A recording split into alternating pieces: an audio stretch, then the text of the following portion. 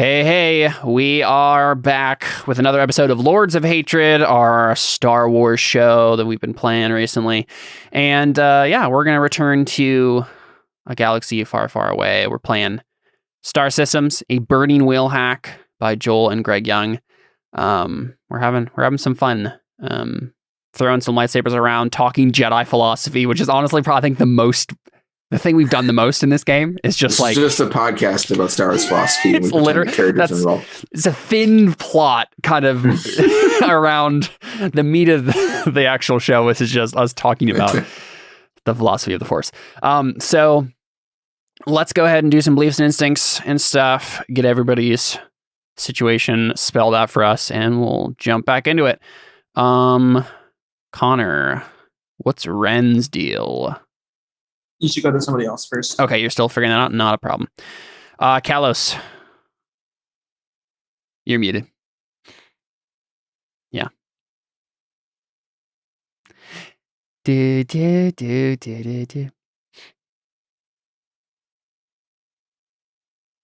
All right, well, Jared figures out his mic situation. Nibbit. You're still muted. I can't hear you. Yeah.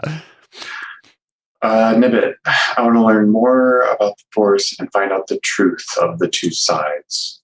I will use Jaina to learn how to use the lightsaber, and I will ask Jaina to teach me how to make things float, because it's cool. Yep.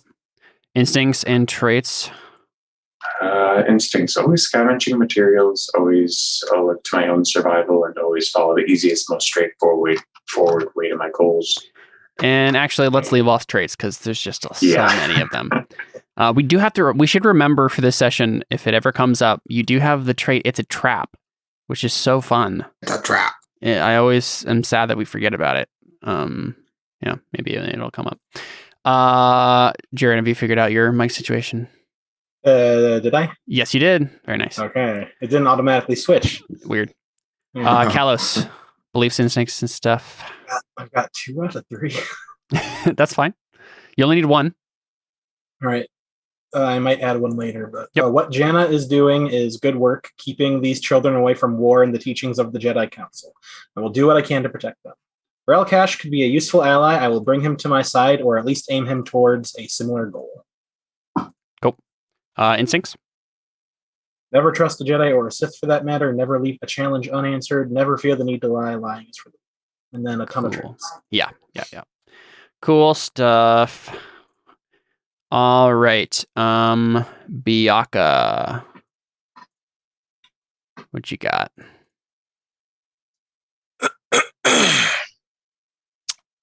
I have begun to trust Kalos. I will try to turn him back to the light side. Cool. The Wookiee here intrigues me. I want to speak with him and get him to trust the Jedi. Cool. Now that I'm once again with my former master, I seek to learn from him and see what he has learned since we last worked together. Yes. Instincts. Whenever someone speaks ill of the Jedi Order, I get angry and may lash out. I will always seek to honor the Jedi Code, even to a fault. And I do not trust any non-Jedi until they earn it. Cool. Rel Kaash. Still can't believe I let you have that name. Me either.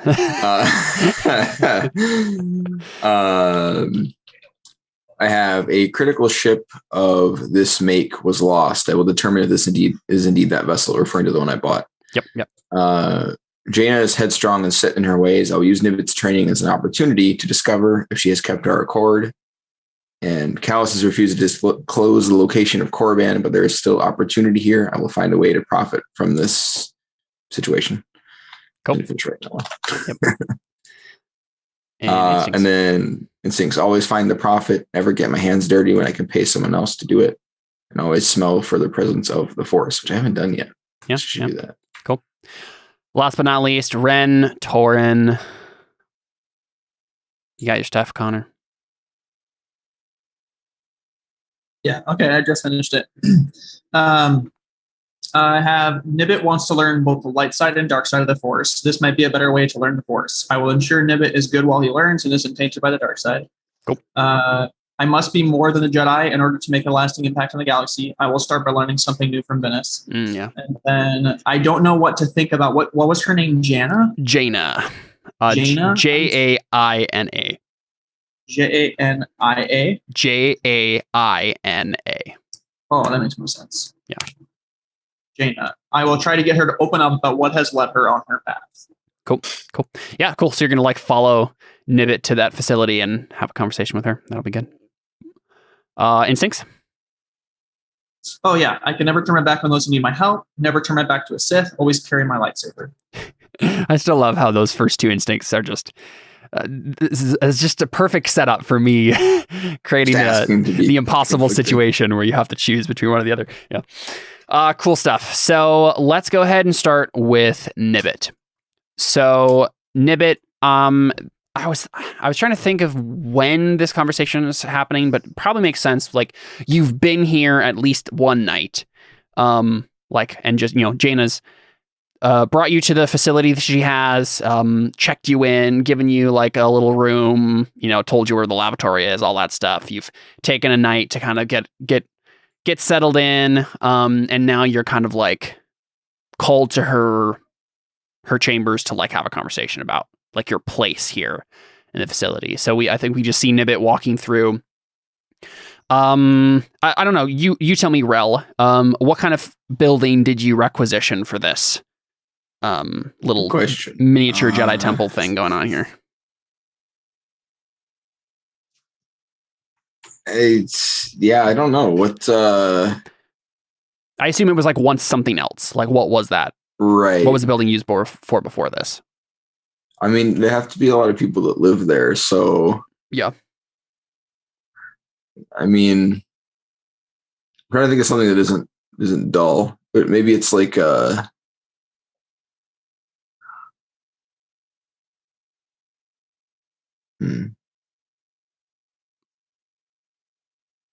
maybe like an old like a barracks that isn't used anymore. Yeah, that makes sense.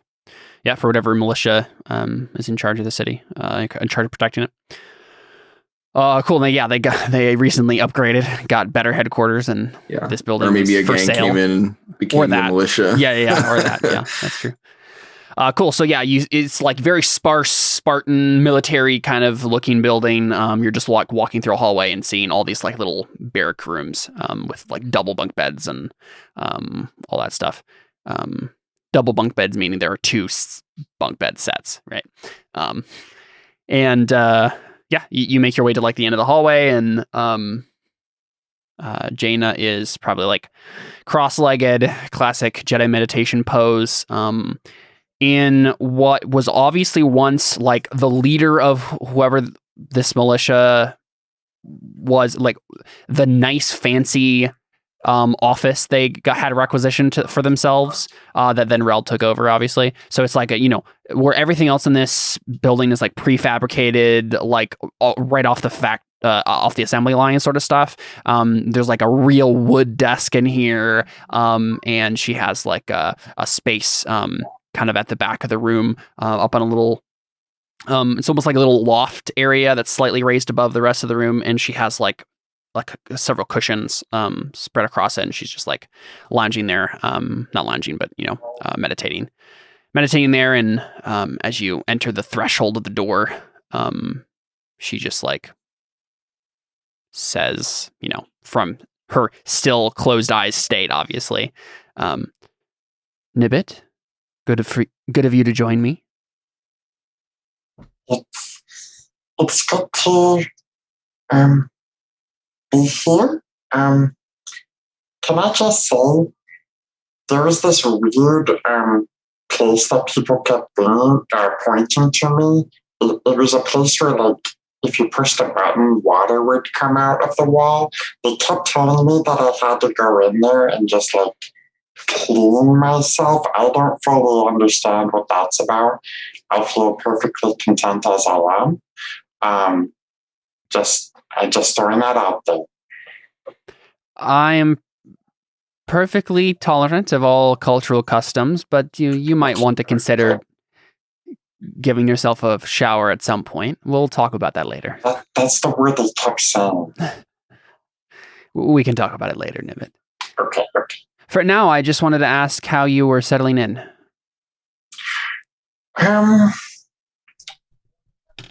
it's okay. Like, I miss my friends. Like, I think it's for the best that I left. I could tell that I was making some conflict between them. I didn't really want that. They seemed kind of nice. But from the people I've talked to here, they seem fine. They're kind of boring. Whereas everyone that I knew before was kind of interesting, you know? Those people are like, use the Force, all about the light side. Whereas before it was like constant fighting, and that's always a little bit more interesting. How long were you with them? I've known Ren and Kalos and Bianca for quite some time, and I wasn't aware they had a companion from Tatooine. Like 3 cycles, maybe? And you consider them your friends? Even after only knowing them for 3 days? Nibbit never really had anybody who looked after him. Nibbit had to care for himself on Tatooine. Yeah, you can see on her face, like, and at this point, she's like opened her eyes and is like just talking to you instead of like cool meditating, still having the conversation. She's not doing that anymore, but she's. I think we see this like change over her face, where like she obviously, she literally like takes in Force sensitive orphans at this point, right? And so she sees in your explanation of this, like, okay. You're just another one, right? Like, I know how to handle this. Like, I know what this is. So that makes sense. Like, yeah, of course you're going to cling to the first people who are nice to you because that's what orphans do, right? That's what people who need friends do. And so she just smiles and nods and she says, well, I hope that the acolytes here will welcome you just as well as they did. I also like the acolytes to help me too. I'm sure that they will. I'll make sure that they do. And if they tease you or pick on you, just let me know and I'll handle it. If they try to pick on me, they might find a surprise in their room. Let's just say. Okay. And Nibbit, I have to ask you, you were traveling with Kalos Khan. He's known by some as Darth Khan. Do you know the significance of that term? No. To be a Darth. No, I don't think I've heard Darth before. No. To be a Darth is to be a Dark Lord of the Sith. To embrace the dark side of the Force. It is not something that...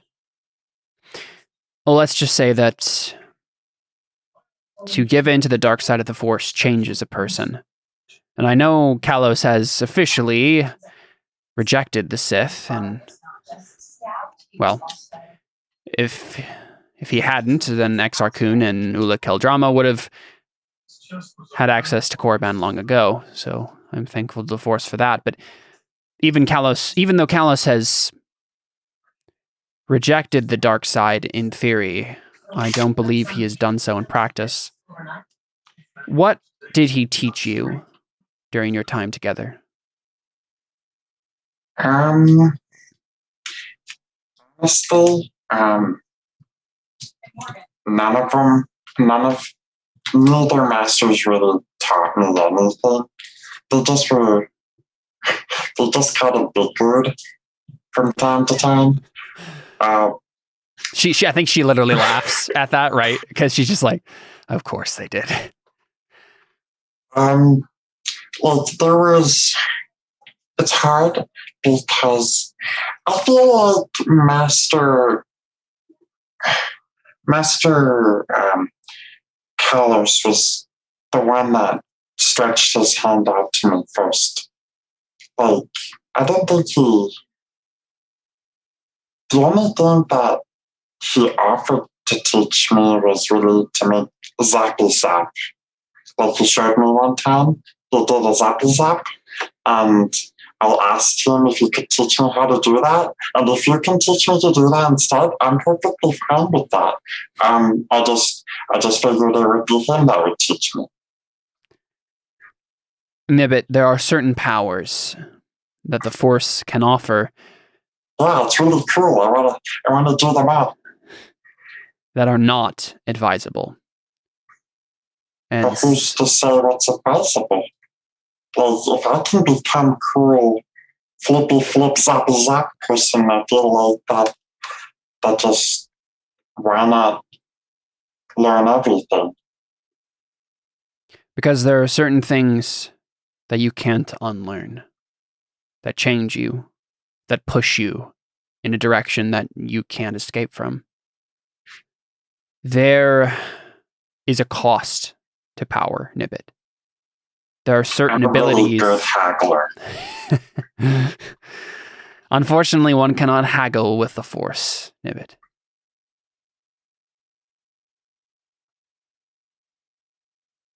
Every person I have seen use Sith lightning has become someone evil, dark. They have harmed sentient beings wherever they found them. They have taken power from the weak and helpless. They have destroyed everything in their path, and that is not what I want for you. Now, Nibbit, there are some among our rank, I'm sure Ren was included in this, which is why he was reluctant to train you, that believe that a Jedi can really only be forged from a young mind. That's why we train adolescents.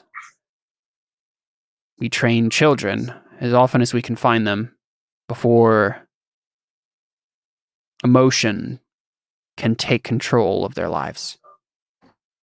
That sounds like a cult to me. Sorry, no offense. She kills you. No. How dare you? What did I say? Or Yeah. is that what you're saying? I said it sounds like a cult.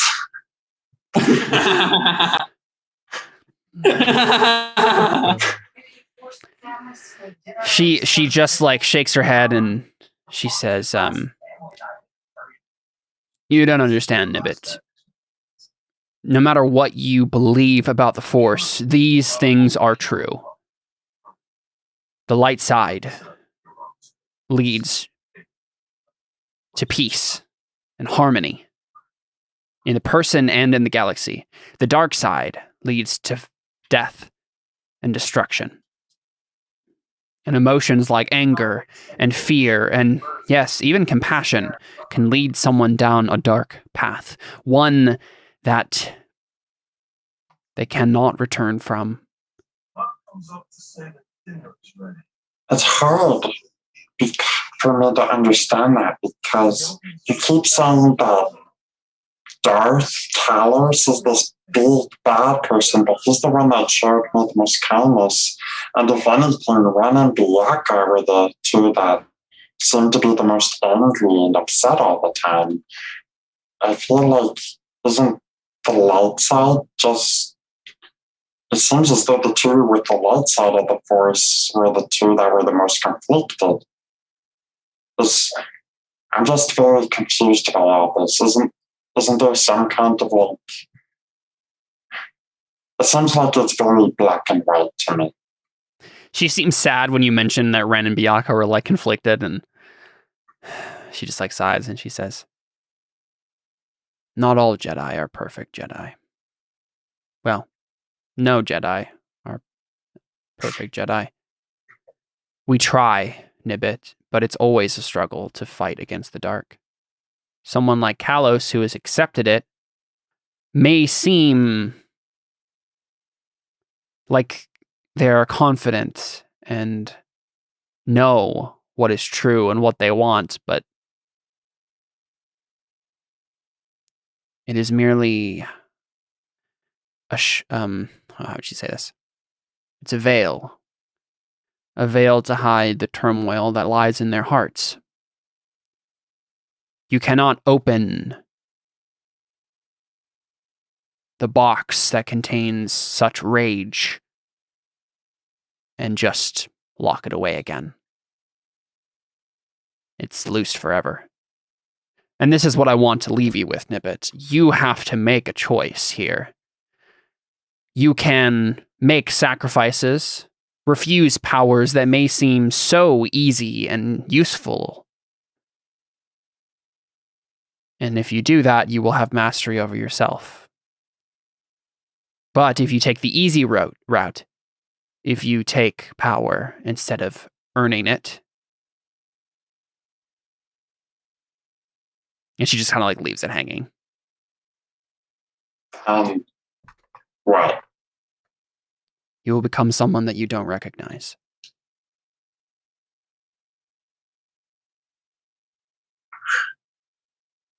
I really like being able to recognize myself.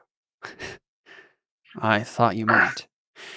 Nibbit, I can't make the decision for you. And that is something that the Jedi Council seems to forget. The Jedi can't make the decision for you. You have to choose whether or not you will follow the path of the light or the path of the dark. But one thing I can offer you is a clear understanding of what is at stake. I ask one thing of you, Nibbit. One thing. And that is to trust me. If you trust me, I will be honest with you. And I will guide you as best as I can to make that decision for yourself.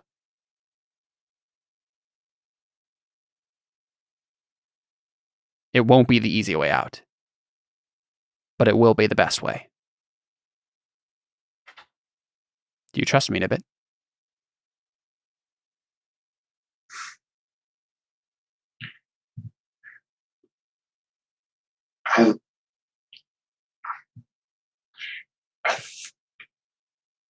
I want to trust you.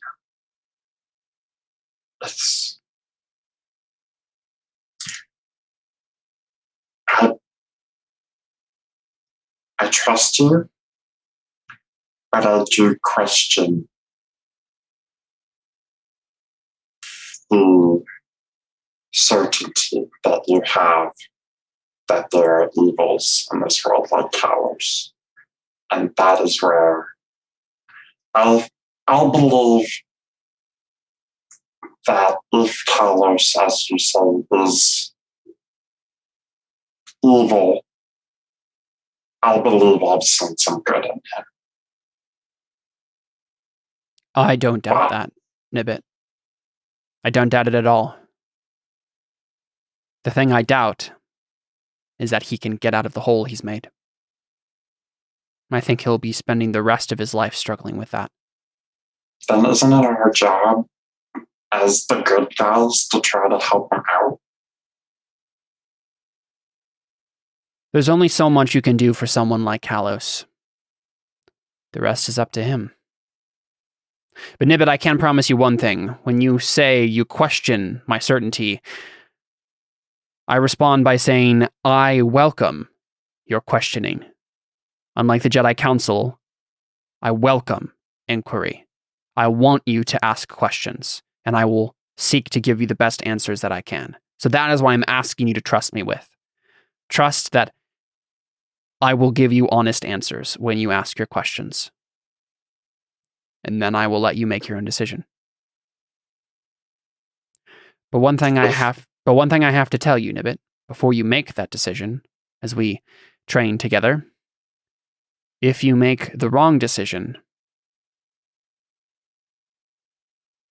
you will make an enemy of me. Because as much as I seek to give counsel, to be a guide to anyone, even Kalos. If Kalos came to me right now and asked for guidance, I would give it to him. But what I cannot stand for is for darkness to spread in this galaxy. I'm not saying that I will kill you if you make the wrong decision, but you will no longer be welcome here. And I'll have to take steps to protect the people that I love. But the decision is still yours, and I will let you make it.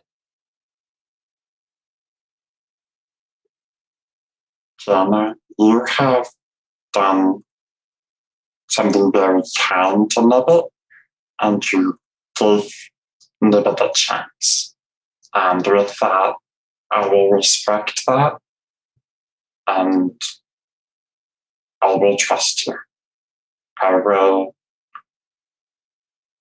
do my best to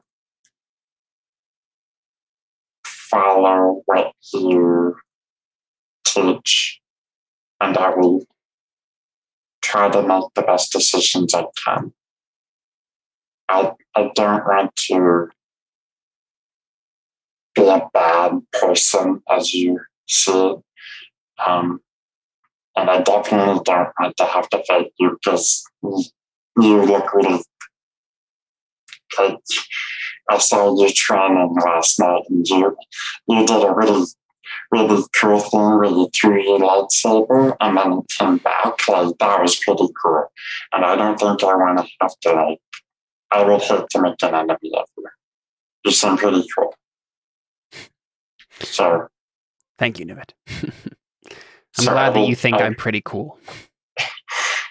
Nibbit wants to be cool like Jenna. Well, thank you for letting me be here, even though that's not the norm. I know that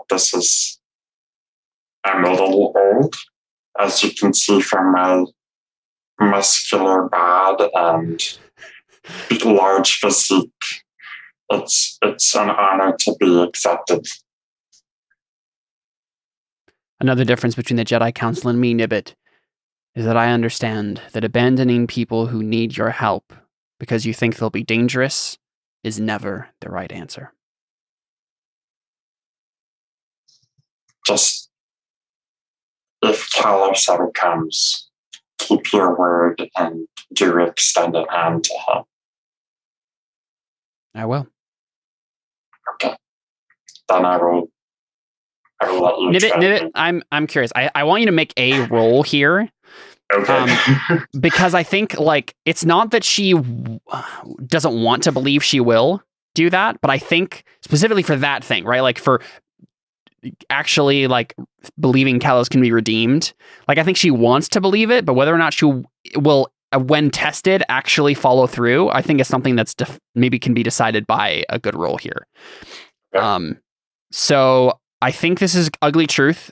That's my thing. Yeah, right, exactly. It's probably pretty much the only way you could succeed at this. Okay. I'm trying to think of...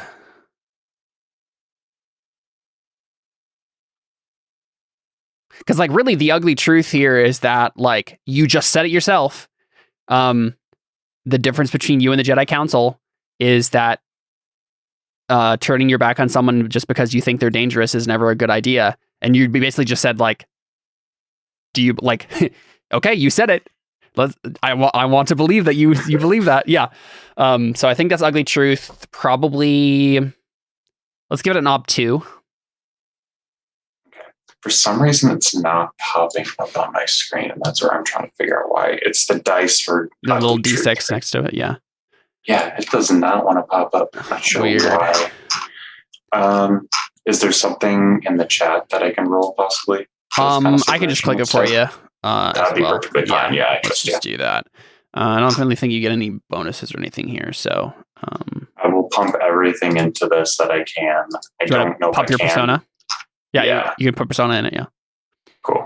Your persona then. Yep. Cool. Sounds good. There you go. Yeah, I think you needed just those. Barely. So, yeah. Cool. Yep, 5 against 4, so you can mark the little ugly truth bubble there. And then, yeah, so I think, like, she a look crosses her face where she like realized she was just saying it to say it, right? Like that she always says that, and then she like bites her lip and as a reminder for everybody that she's a Twi'lek. I don't know if I ever gave her like skin color or anything. Oh no, I don't think so. Maybe I think I might have dragged you a picture on. Yeah. Yeah, I think I dragged it on. She was blue, I think. Yeah, here we go. I'll pop it up for everybody again.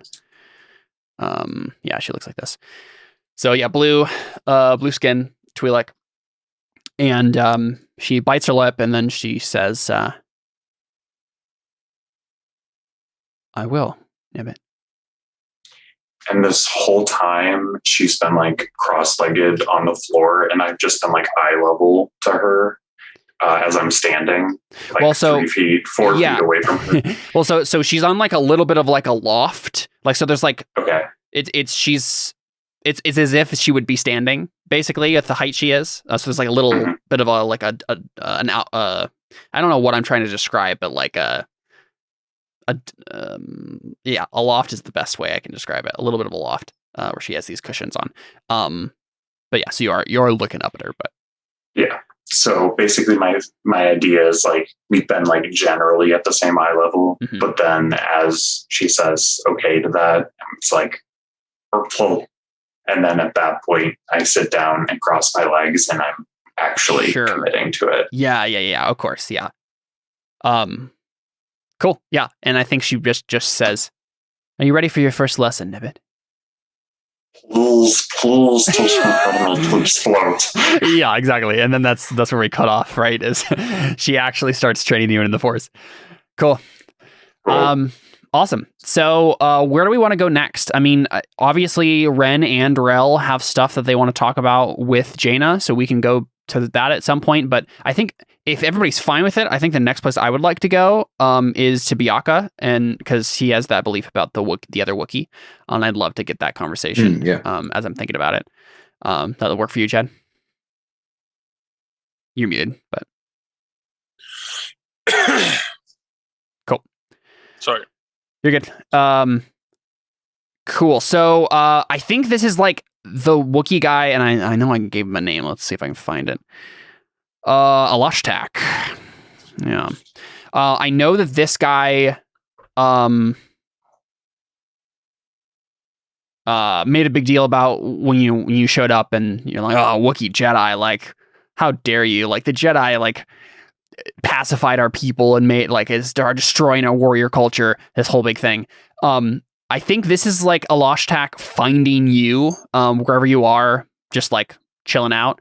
Whatever you'd be doing as everybody's kind of just like laying low and doing their own thing here at the spaceport. Where would you be when Alashtak shows up to like face you? I'd admit, so how long after the last episode? I'm thinking like the next day. So I would probably be meditating somewhere. I don't know where. Rel, do you have a meditation chamber? Or like, did he give us rooms or something? Yeah, I assume. Yeah, I mean, I probably have somewhere personal that I go, but yeah, Byaaka could just be in his room. Yeah. Yeah. That makes sense. Yeah, I'll be in my quarters meditating. Cool. That's what I would be doing. Yeah. So he just shows up. He just like opens the door without really knocking because he has like all the access codes. And he has his like slug thrower strapped across his back like he usually does. And he just steps in and just like yells at you in Wookiee basically and just says like, you're pathetic. I don't even know how to react to that. I know, right? This guy. So he's just been like their conversation like got cut off earlier, and this guy's just been like stewing about it ever since. He's just like, I just want to tell this guy off. Like, Byaaka looks at him and he says, "Excuse me, what are you talking about?" Sitting there trying to get in tune with the Force, finding peace and harmony. It's sickening. Where is your pride in our culture? In the ways of our people? Instead, they've made you into a virtual eunuch in all ways. In every way, rather, he says.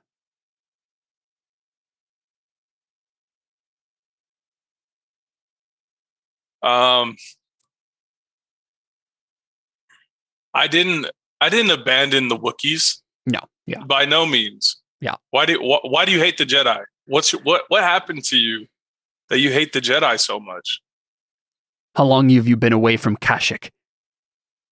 How long have you been blind to the horrors? Or not the he wouldn't overemphasize that. How long have you been blind to the destruction of our people? What destruction? Clan after clan, seeking after, and if this is the modern lingo he'd be using, he would definitely have used the word simp right there, but he uses whatever Wookiee term means, like simping for the Jedi, basically is what he says, right?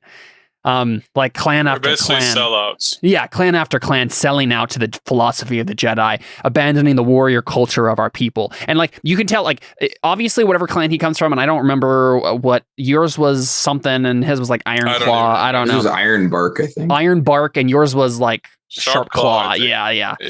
And for whatever reason, the Iron Bark Claw parent, like you're getting this vibe now, must be like on the like most violent spectrum of the Wookiee cultural heritage. So they're probably coming at it from like the most emphasized part of that like warrior culture kind of stuff that the Wookiee go through. So there's definitely clans that take a more modest approach to it.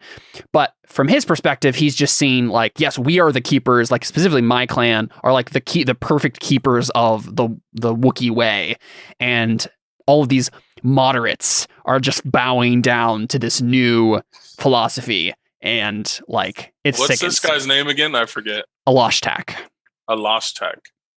So I ask him what. So he tells me that what you just said, like yeah, basically like they're just like sellouts. Selling out to the Jedi philosophy, completely abandoning the ways of our people, like becoming pacifists. Like how sickening is that? I feel like the Wookiees were always kind of pacifist. And maybe that's true. This is why. So I kind of look at him and tilt my head and say, "Did a Jedi hurt you?" Who hurt you? Was it a Jedi? I actually say that. Yeah. He growls a little bit and he just says, "You know nothing." Help me understand. I do not understand your quarrel with the Jedi. From my experience, the Jedi are a noble people who seek peace and only try to help wherever they go. Ah, yes, help by what term would he use here?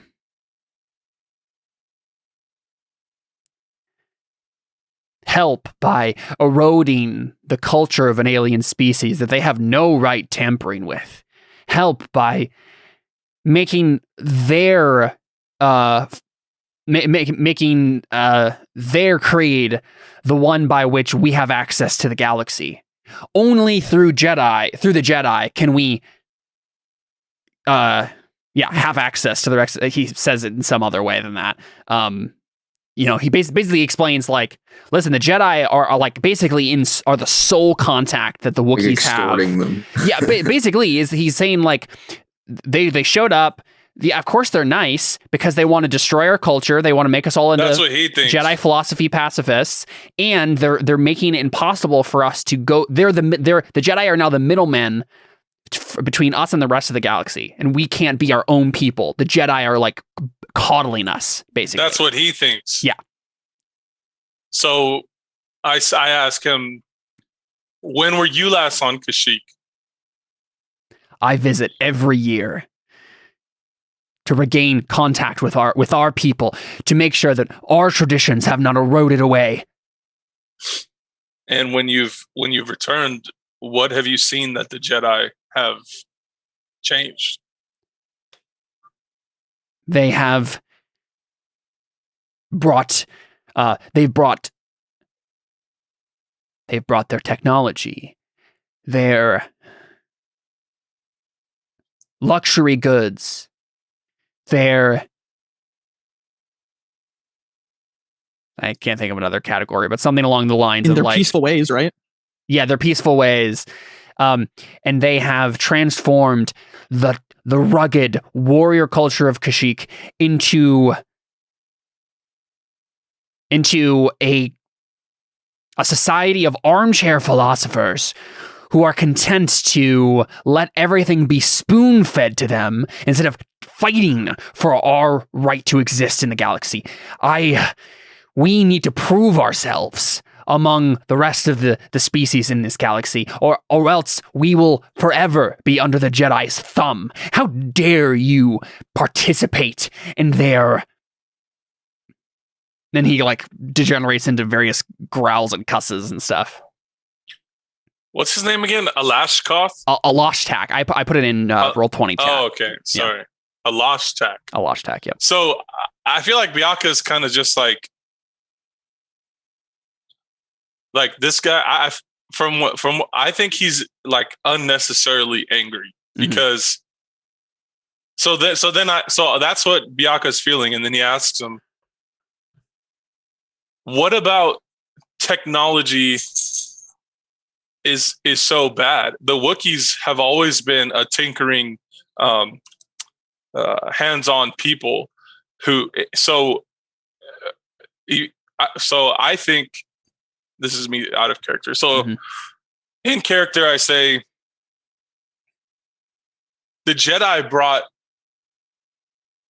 advancement to our people. That benefits the Wookiees. You should have said they brought peace and stability to our new empire. But the Wookiees and then I ask him, and plus, why do the Wookiees need to be a warrior culture? When's the last time the Wookiees fought a war? He looks at you and just frowns. He's like, what happens, Bianca, when the Sith exterminate the Jedi? What happens when the Wookiees are left at their mercy, the Sith's mercy? What happens when a planet that has been coddled and spoon-fed luxuries for a decade suddenly comes into contact with the Sith? How long do you think we last, Bianca? How long do you think our weapons will fare? I left Kashyyyk to learn how to fight them so that we would never be weak. Tell them the Force is stronger. I mean, the power of the Force is insignificant. Bianca's just listened to him and he's like, that will never happen. The Sith will never defeat the Jedi. Trust me. Trust me, I'm a Jedi and a Wookiee. And I have not forsaken our people like you're claiming. Bianca, you cannot promise me that the Sith will lose.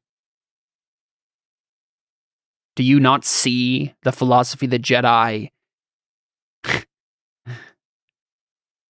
Their ways are death. Pacifism, working as hypocritical soldiers under the Republic just for the petty power plays that the Galactic Republic desires to be undergone. They rely on their force to solve every problem. They haven't had to struggle and fight with their own bare claws to survive in this world. Brother, the Jedi are not pacifists. Yes. They merely wish that those around them be pacifists so they can have their domination at their will. Who told you that? Who told you that? Alashtak. You saw it for yourself on Kashyyyk. You think if you go to Kashyyyk, clan after that there clan, will be no more warriors? Clan after clan turning to the ways of the Jedi, forsaking the tribal weapons and taking up a lightsaber, A lightsaber that they never use, that gets locked away in a shelf somewhere collecting dust while they meditate on the secrets of the universe. This is what I see, Byakhee. I see the doom of our people. So, out of character, is he saying that there's now thousands of Jedi on Kashyyyk?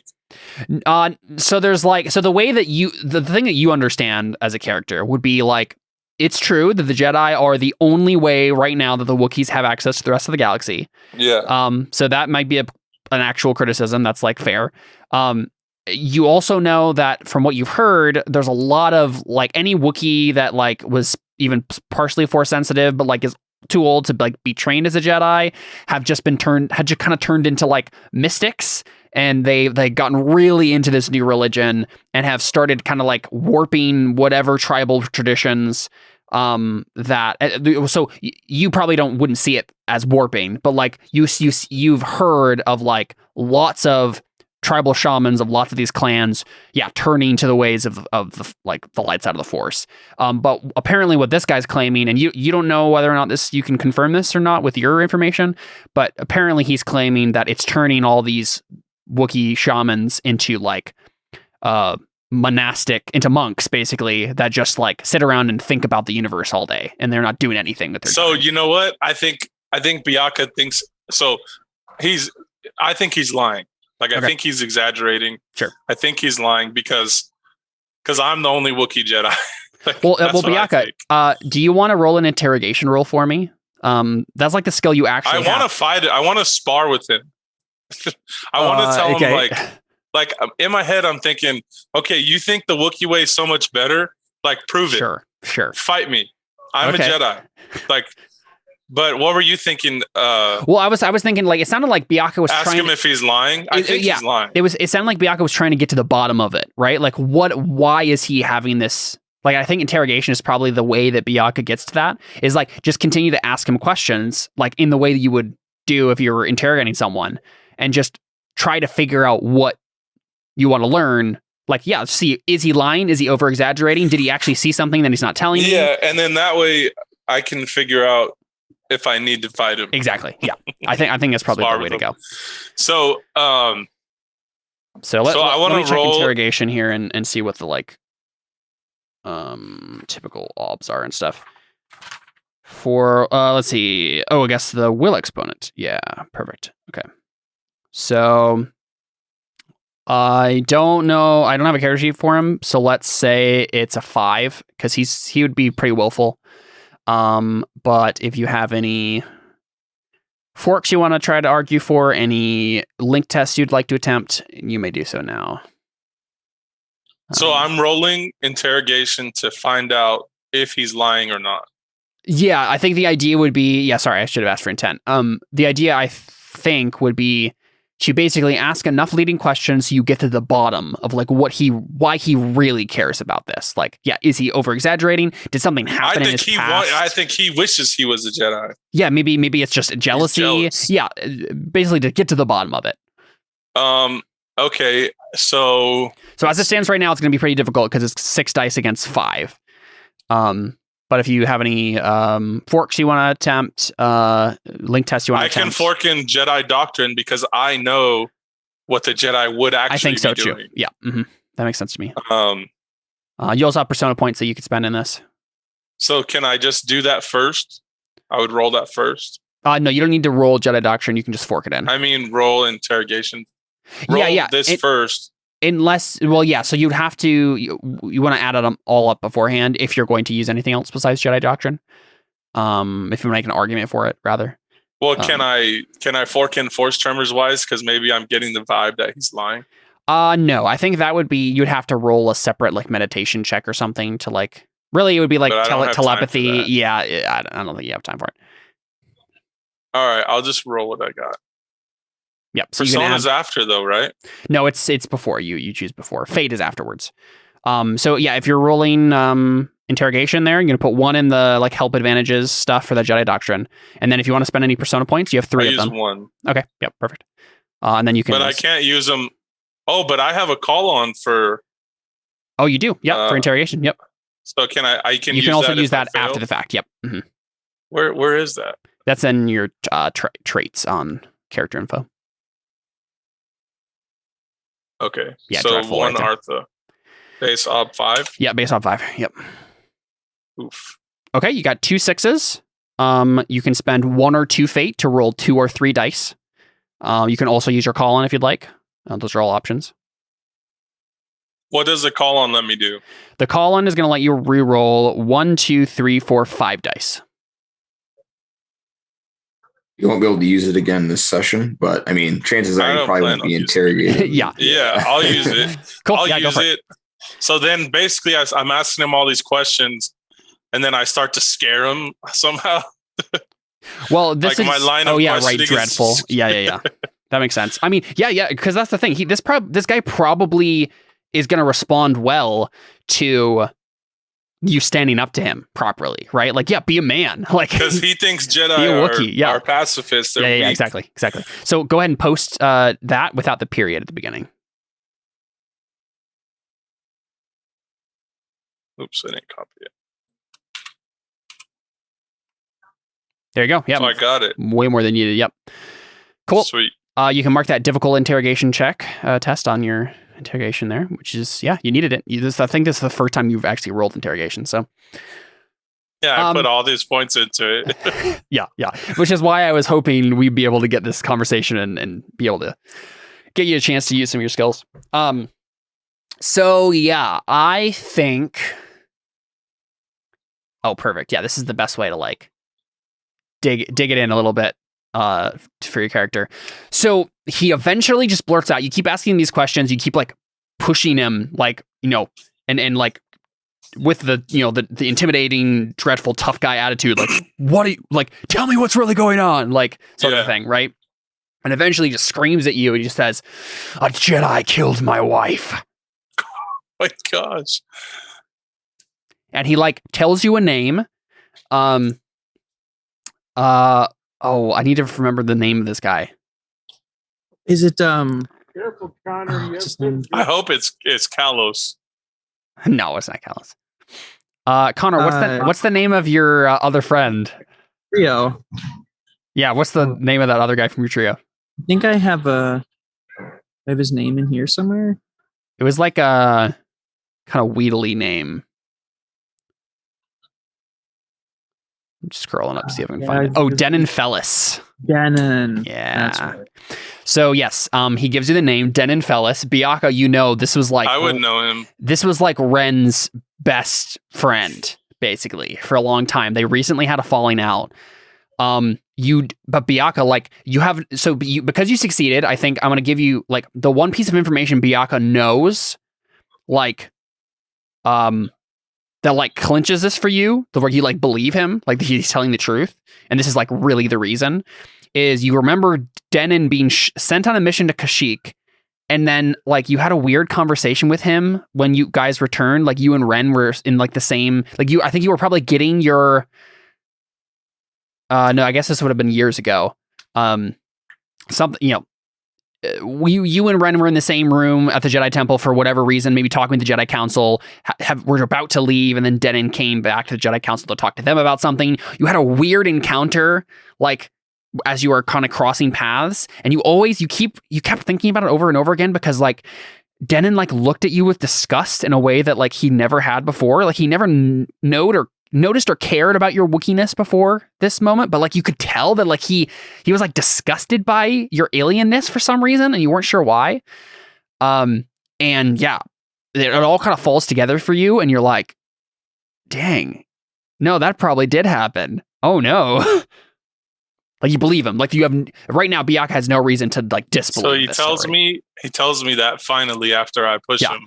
And he's like, and I believe I've been searching out the name ever since then, but he's been on Coruscant the entire time. Like he hasn't left Coruscant since then. And like, I've been waiting for the opportunity to like go try to track him down and kill him. So I want to ask him, like, I say to him, let's say not name. wife. Let's real quick. I'm gonna back up on. I don't think it was his wife. Let's say it was like his younger brother or something. Okay. Yeah, just so I can get that clear in my head.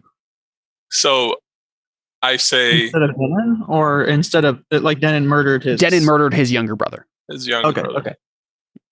So I say, I recognize that name.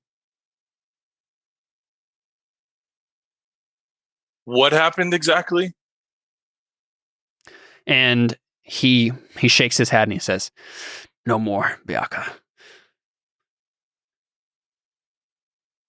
I have to know if he killed him or if like the guy attacked, like murder. You know what I mean? I have to know. You can tell that like you've basically brought Aloshtak to the breaking point. Yeah, he's just like, I can't talk about it anymore. And he's like distraught. He might not have the details. Yeah, the bias. All he knows is that his brother was killed by this Jedi. Yes, right. And in his eyes, it probably doesn't matter if it was self-defense or whatever. So I look at him and I kind of like, in whatever Wookiee way, like grab his shoulder, like, dude, yeah, I believe you, but I don't say it. Like he knows that I do. And then I tell him, I'm gonna look into this.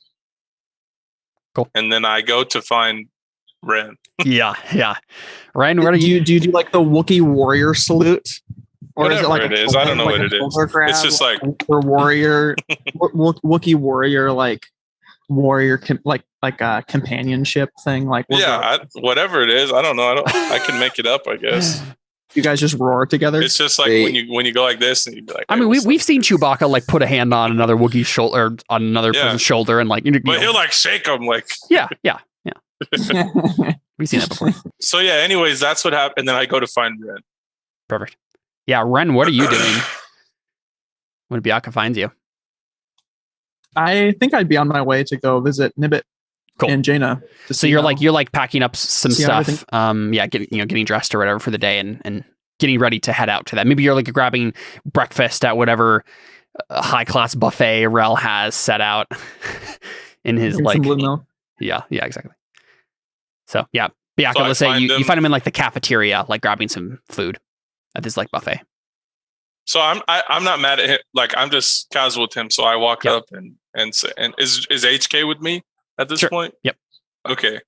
So I walk up and I say, just whatever, like, "Good morning, Master. Like, did you sleep well?" Tense greeting. "Good morning, Master. Did you sleep well?" I suppose so. Why did he say tense greeting? And then HK just like does a droid like pause and then just like turns back to Biaka. And I'm shaking my head. Yeah. Apology. I may have picked up on emotion that my master did not want me to reveal. Why did he say tense greeting? So then I don't say anything else. I just get my breakfast too or whatever, and we can go sit down. Mm-hmm. And then I'll tell him like, "So Master, I have a question, maybe a few. Have you ever heard of a Jedi killing a Wookiee?" No, I can't say that I have. Why do you ask? Is this about what's his name? Ashtik? Aloshtak. Aloshtak? Is this about Aloshtak? Yes, the Wookiee that we met on our way in. I spent some time with him this morning. He barged into my room, and he eventually told me that his brother was killed by a Jedi that you know, by the name of Denon Fellis. What? That's all I know. Do you know anything? No, I mean, he was sent to Kashyyyk at one point. Do you know why he was sent there? You don't. No, I don't. This is before my time on the council. I don't know.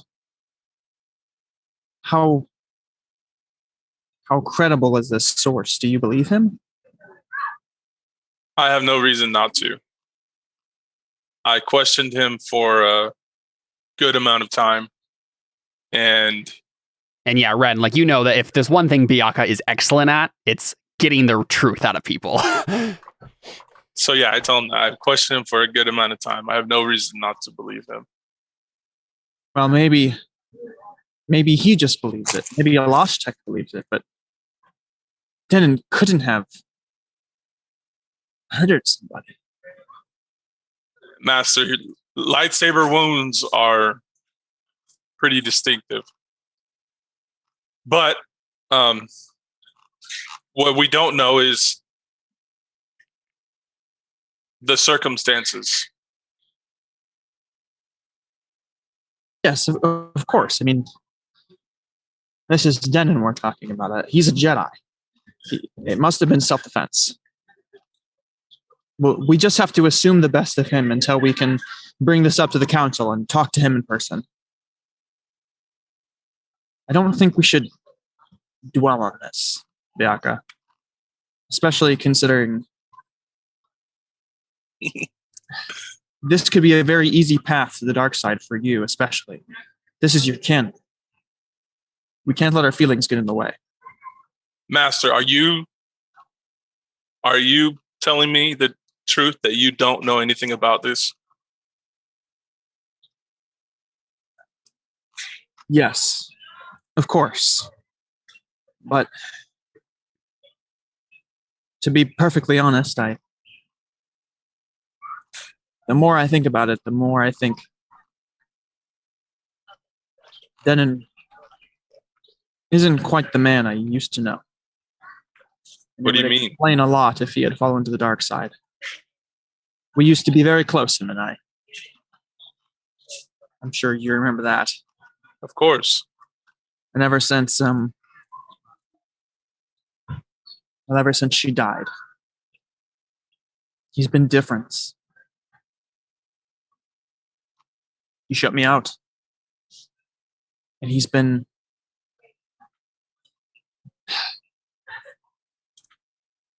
We just have to let this be for now. If we dwell on this too much, we'll jump to conclusions. I agree. But when we do get back to Coruscant, can you give me your word that you'll help me learn more about this to figure out what really happened? Yes, I give you my word. Thank you, Master. And I hold out my arm to do or grab your shoulder to do like the Wookie brother thing. That's kind of funny. That'd be a funny scene, actually. So Bianca, now that you have Ren, do you want to like ask him about your other belief? Yeah, but I don't know how to work it in. I'm trying to think about it. Yeah, we could also just go on from there. Yeah, we could. What's Ren got going on right now? Maybe you just ask him that. Yeah, maybe Bianca's just like, where are you off to? So where are you headed after breakfast? What you got going on after breakfast, Master? I figured I'd go visit Jaina and see how Nibbit's doing. Hopefully he's not fallen to the dark side yet. In a day. Do we cut over to him doing something like Nibbit's like choosing Force Lightning? He's like sabotaging some kid's bedroom. Yeah. Weird. Yeah. I mean, it's up to Lance, but I think I might like to accompany you on that trip.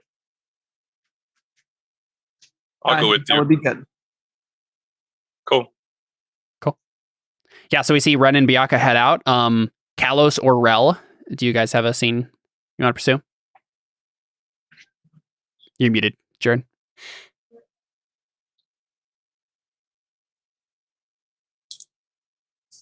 I was gonna eventually do a scene with Jana, but I mean, we don't all want to be there. We could all go over there. I got one for that too. So Yeah, I'm just gonna go. We start walking out, and they run up. Hey, are you guys going to? Oh, you're going too? Oh, we have 4 cars following each other. And we're all like, that's really awkward. Keep expecting them to turn off somewhere. yeah, like the whole. Are they going to the same place as us? Who take cuts 3 off consecutive who? rights. That's what I want to know. Who cuts off who, and then you meet up at the next stoplight. Yeah. And then one of you decides to take 3 rights and see if they're being followed. Well, Rel, you have your third belief is about Four rights, whatever. Kalos refusing to disclose the location of Korriban, but there's still opportunity here. What was your thought to profit from that situation? I didn't have one yet. I was just gonna sit tight and see if something presented itself. Got it. Although last time Kalos and I were talking, sort of like the last thing you saw from us. So if you want to have something that isn't just directly go to Jaina, maybe we could have something before that. That's what I was maybe thinking. You could come with me to the ship. Yeah. I was going to look at the ship and maybe you could come with me. Yeah, I think that makes sense because then we can kind of deal with three beliefs at once, right? You have a belief about the ship itself. Kalos has a belief about you. You have a belief about Kalos, and we can kind of just have a conversation and see where it goes. Yeah. Does that sound good to you, Jared? Yeah, sure. Cool. Yeah, so we see the event horizon, sitting in the docking bay. Rel, have you been doing anything with it? Have you been sending people to clean it? Like, what do we see as you walk up to it with Kalos? So I haven't had anybody touch it yet. I'm going to have I'm going to try and find a slicer, somebody who can get into because this is a smuggler's ship. Yeah. So I'm trying to find somebody who can find the hidden compartments and then get inside of them without destroying things. Mm-hmm. So I don't know what I have to do to have that. Circles test sounds like. Yeah, I'm probably not going to have a circles for this. The way that circles works, despite being a crime lord, I actually don't think I can find crime people. So, well, I mean, you can have a circles with someone who would know crime people, right? That's true. That's always. I mean, that's supposed to be me, but I guess that makes sense. Right, but yeah, the person who's like the middleman between you and the actual slum guys. Let me see if I can pull up the life paths here. So, born affluent. Let's see what else is in. They were all in the glittering spires one, I think. Yep. Let's see what's in here that might be. Well, I mean, the investigator life path literally has the city scumwise skill, so that's a possibility.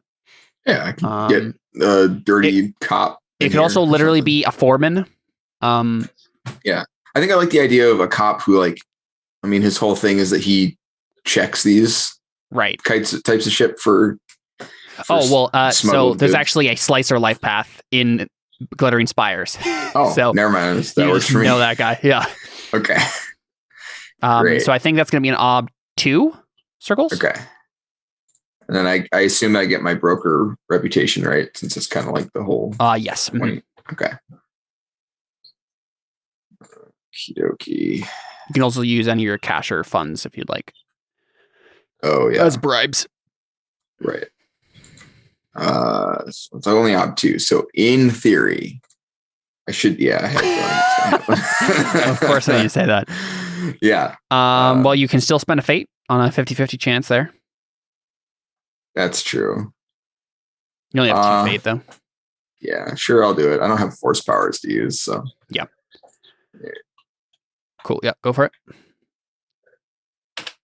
There you go. Awesome. Yep. So I want to circles. You circles up a slicer. Someone who knows what you need here. So it's not necessarily important who this person is. They just slice into the stuff for you. What do you need specifically again? Sorry, I might have missed it. Well, so I'm trying to look. I want to see if this ship is the ship that I think it is, as we discussed. Yes, it is. I think. Yeah. I'm trying to figure out based on the logs of the travel logs that they've had, and also I want to. That's the main thing, right? I want to see the any logs for their travel, including anything they tried to scrub or anything like that, because I want to know where they were to see if they found anybody. Yeah.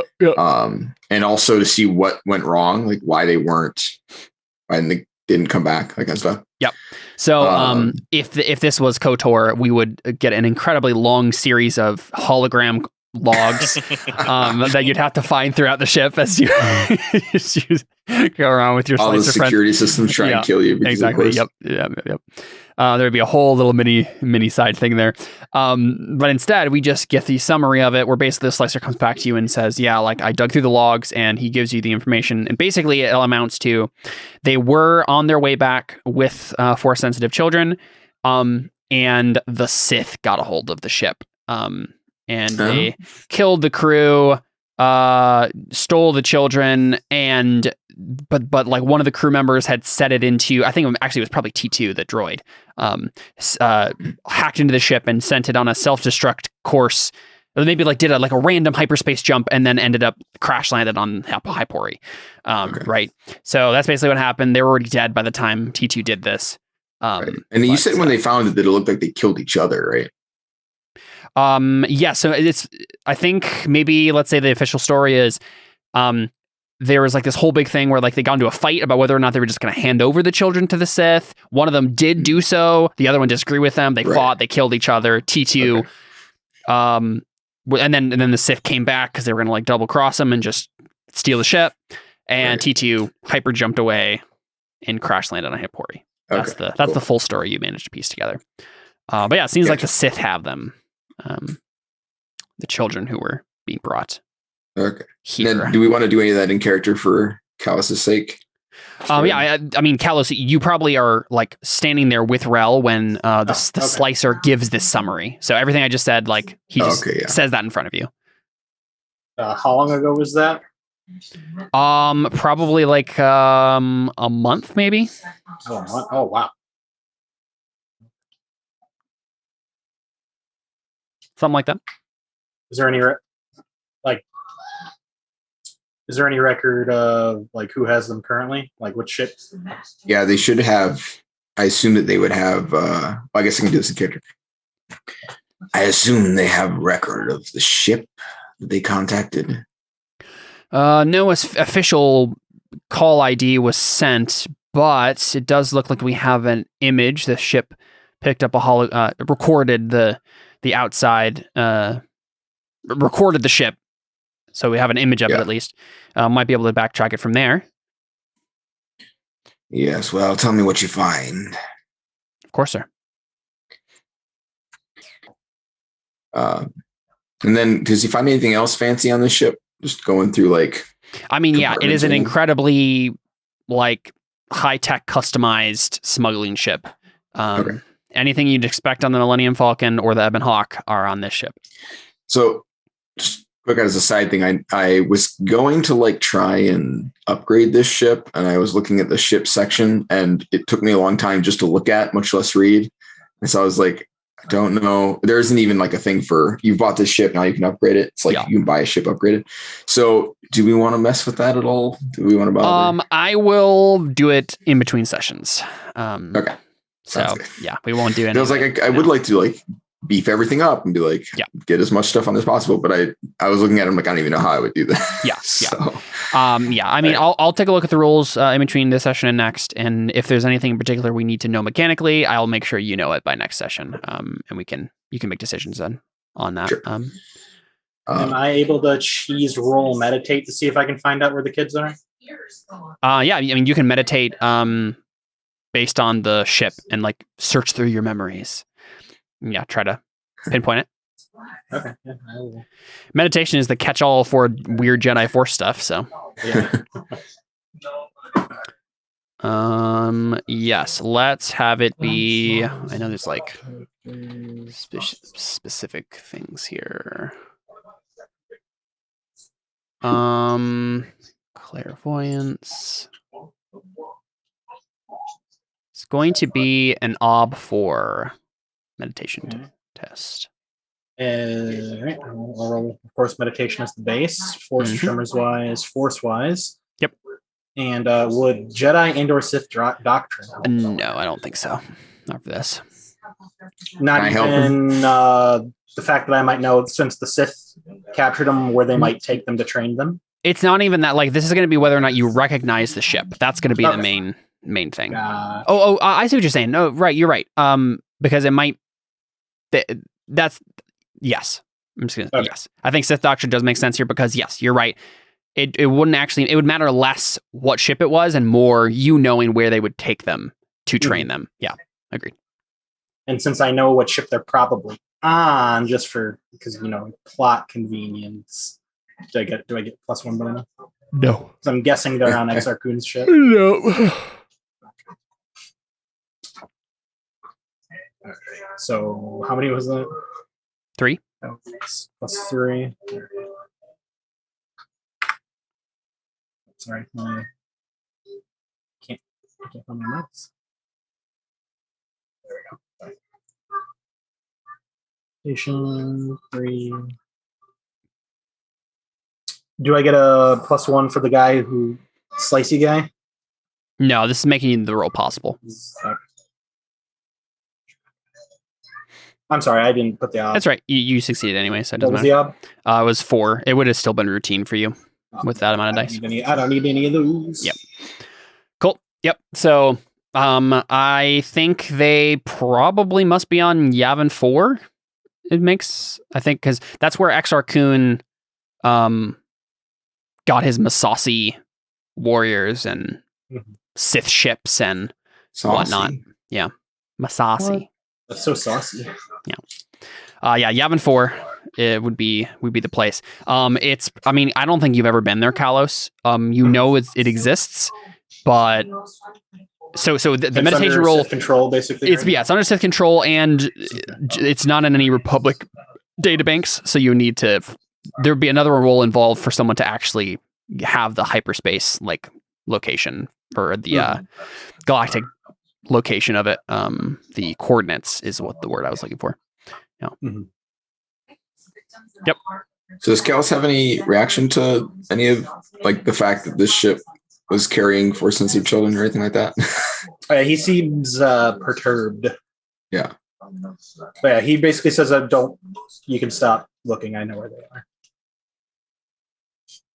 You just know.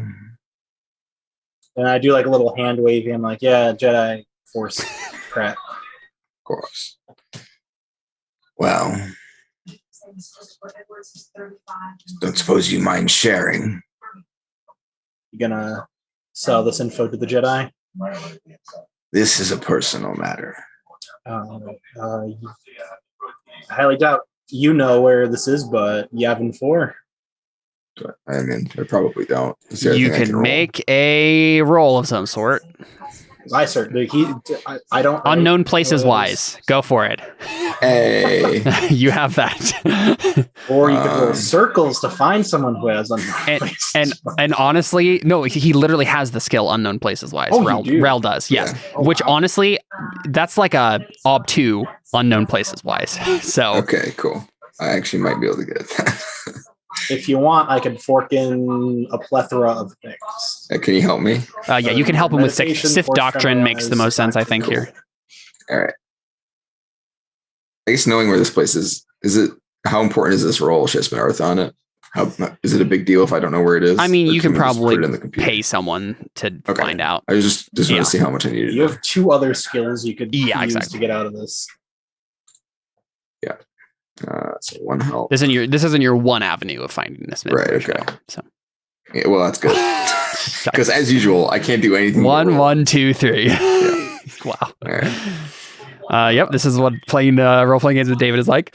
And Connor turns out. Yeah. Jared's always fine. Yeah. I'm like, been to Yavin 1, 2, and 6. Not Yavin 4. Sorry, buddy. Yeah. So Rel, you can mark that routine on unknown places wise though. So. Right. Thank you. Cool. Yep. So you don't know where that is, but you might be able to pay someone to find out where it is anyway.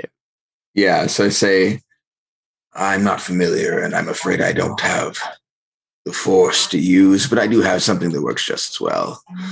And I'll see if I can't pay somebody to find like a cartographer, a astrologist. I don't know. Pay somebody who knows things.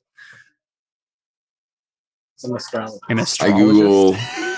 Is that what you said? Astronomist. Yeah. Astronomer. Oh yeah, I know. I Astronomer. don't care what my sign is. No, get an astrology. Yeah. Well, I mean, isn't Astrology's that an all? OP skill in this. In the actual all burning this- wheel, yeah. Uh-huh. Anyways, all right. What's the difficulty for that? You're running circles. Sure. I was going to try and pay for it, but. I mean, I don't know if you can just make a resources test. It would be like circles plus your like some plus cash die and stuff, right? Or like you can't just buy Well, I guess you can't buy information. Okay, yeah, that's true. Yeah. Very good. Well, I think it's going to be like an Ob 6 though. Like, Okay, yeah, it's pretty intense. that's fine. Could you find an information broker? Would that be easier than just like an astronomer or something? Because that might be closer to your. Well, I'm paying circle of for it, influence. so it's Oh, okay. yeah, it's yeah. Like not a circle of pay. Gotcha. To 5, 6, 6. 6. What you Yeah. said? I'll give you an advantage. Hey. I'll give you- Ooh, right on the money. Hey, literally. Boy, I keep accidentally making those puns, and I don't mean to. Do you get tests for circles if you fail? Oh, I didn't fail. Never mind. Yeah, resources, but you do not. No, I know, but I meant for circles, you get either. Either. Okay, yeah, I didn't need it for resources, but I didn't mark the circles when I did earlier. So. Yep. Yes, so Rel, it's going to take some time to buy this information, but by the time we leave this planet, you will know where Yavin 4 is. So. Okay. Yeah. Yep. So yeah, I look at you and I say, sorry. I finished. Why are you so interested in these children? Yeah, a little creepy, bud. You Yeah. don't seem the charitable type. Well, yes, I'm not, I suppose. But, well, like I said, it's a personal matter. And not in that way. I squint at you. My eyes contract at you. Forgot I don't look human. Jaina didn't end up here on accident.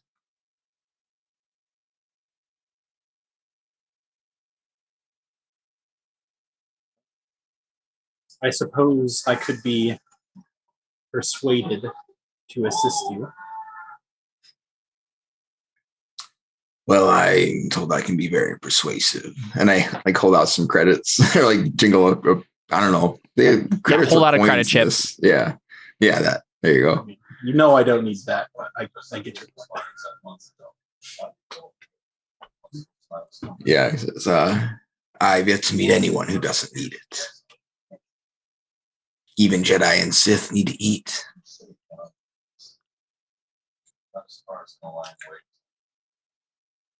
Sorry, I think I could do the voice very well today, but I'm going to try it. No, you're good. So, what do you want me to roll? This is up to you more than me. Oh no! What's Like you don't actually actually have to. You don't actually have to persuade me. Like that was okay. just him saying. Like he doesn't need to be persuaded. He's just saying that, so he's not coming off as easy. Yeah. Yeah. So, what do you say when I offer you money and say that everyone needs money? Well, I mean, I prefer a hiding spot. I suppose you could do that with money. Yeah. As well, services is what I do. If you prefer a hiding spot, I can do that. But again, we come back to the issue of your captors. You won't need a hiding spot. They take you to the Jedi.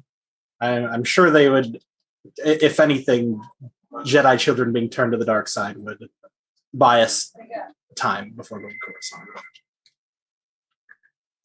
I'm sure it wouldn't take much to persuade them to go.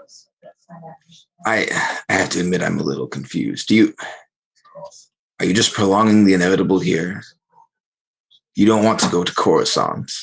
You just don't want to go there soon, or do you not want to go there at all? They're very different things. Sooner or later, you're going to have to decide whether you're going there or not. Might as well do it when you're surrounded by friends. I don't like that you paused there. He like that. That was him actually laughing.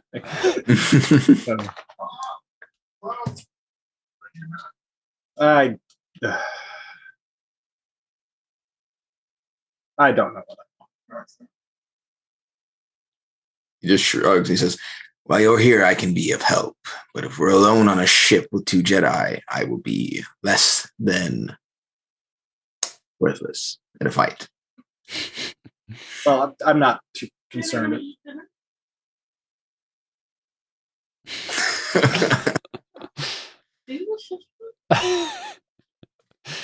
I love you. I appreciate it. Just keep digging that hole, Jared. I can throw this stew out the window.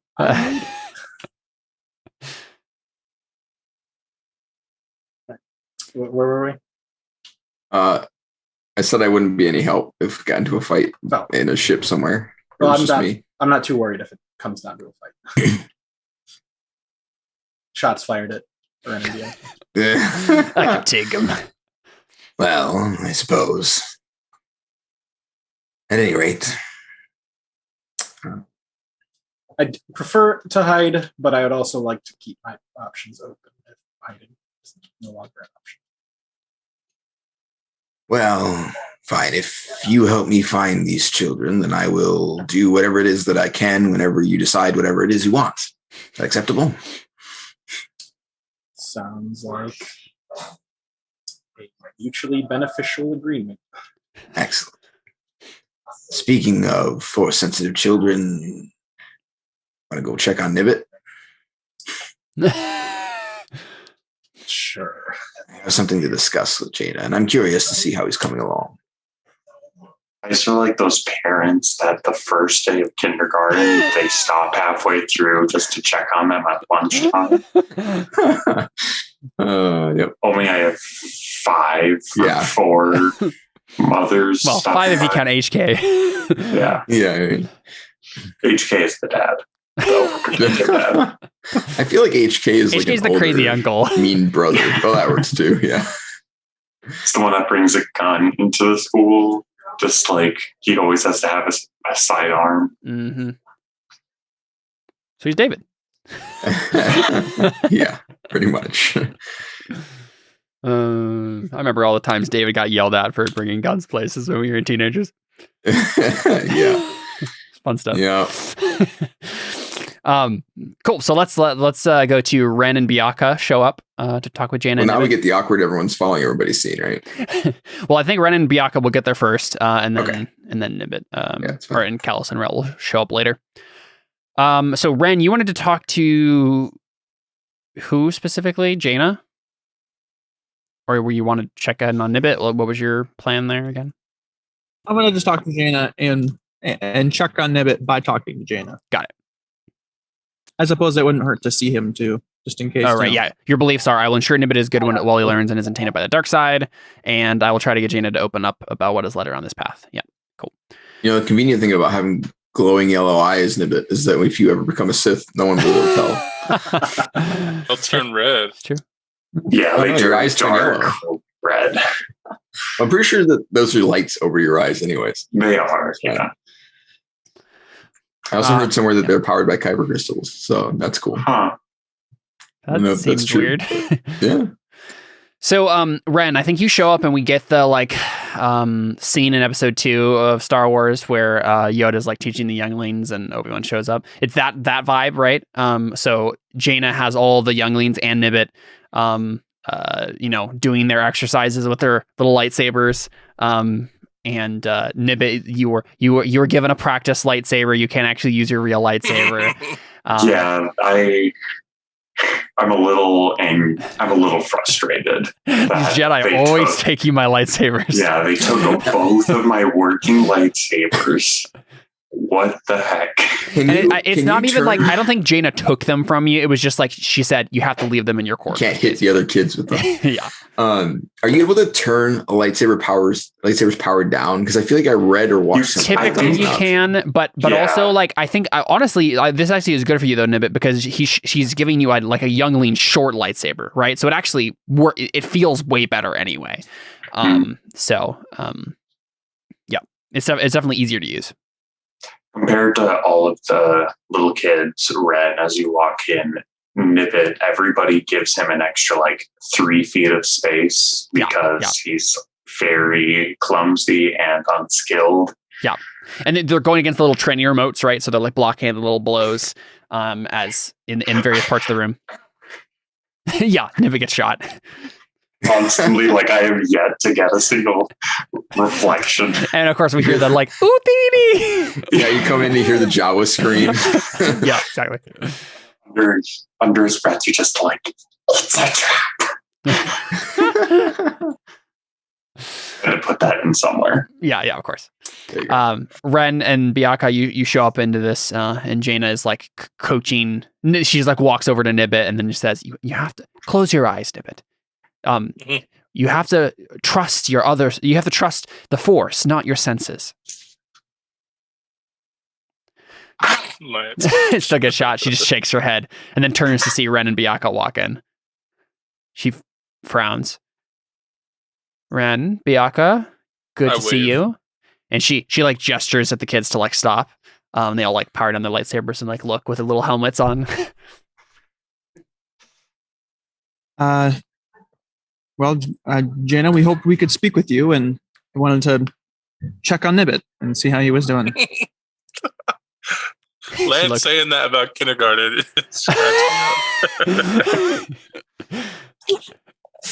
Sorry. How are you doing, Nibbit? She's like, well, are you making new friends? Yeah, he's doing just fine now. Go along. I'm sure you have other things to do, Jaina says. Let the kid be a kid. He's like 40 years old, maybe. Nobody knows. Yeah. But she looks at one of like the older students and then like nods and says like, Voris, would you mind taking over, helping Nibbit with his lessons? And this like older boy like nods and then steps over, and she walks out of the room with you two and says, I have to say it's a surprise seeing you here.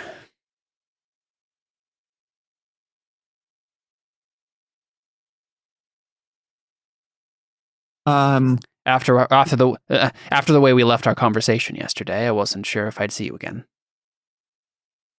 How did we leave our conversation yesterday? And it was like pretty tense, right? Like you guys were just like she was like blaming all of you for like the evil ways of the Jedi, and she's like, well, then wasn't I like getting into it with her? Yeah, like, yeah, exactly. You were like, the Jedi code isn't wrong. Yeah, exactly. She's a traitor or whatever. Well, yeah, because she was she like But left then- the Jedi Order, is teaching these younglings in secret, not sending them out to Yeah, war. I believe the exact word was heretic. Yeah, I think that's because that. Yeah. No, I didn't call her that. Blasphemer, something along those lines. But yeah, so she says that.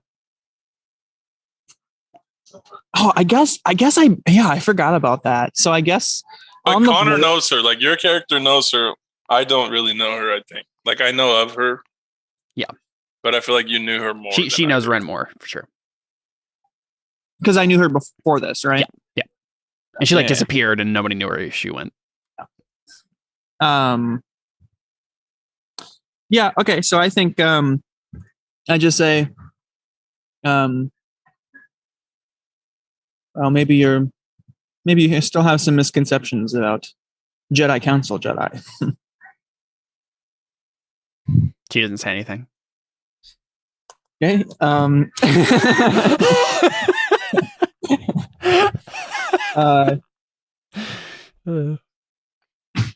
So, how long have you been up to this? Maybe a year after I left. It's been like a couple years now. Maybe 3. How many Padawans are you training? Currently 10. 11, including Nibbit.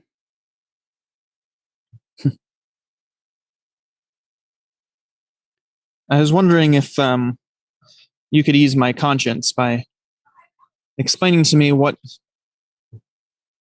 you're teaching a bit. I want to be sure that you won't be strayed to the dark side. She smiles. I wish you could have been here for the conversation I had with Nibbit this morning, where I laid out pretty much exactly that. I'm worried about the influence that Kalos might have had on him before Nibbit came here. He was talking about Sith lightning as if it was an amazing power that he wanted to control.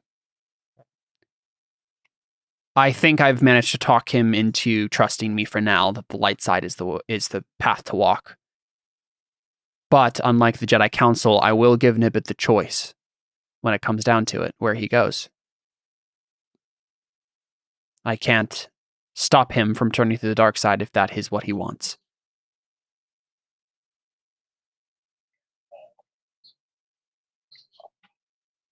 Well, I think that's exactly what Nimbit needs. I think if he was to go to the Jedi Council, I don't think they wouldn't even train him. No. And I do think he should learn the Force. And I honestly think that your unstructured way of training him is the best way to do this.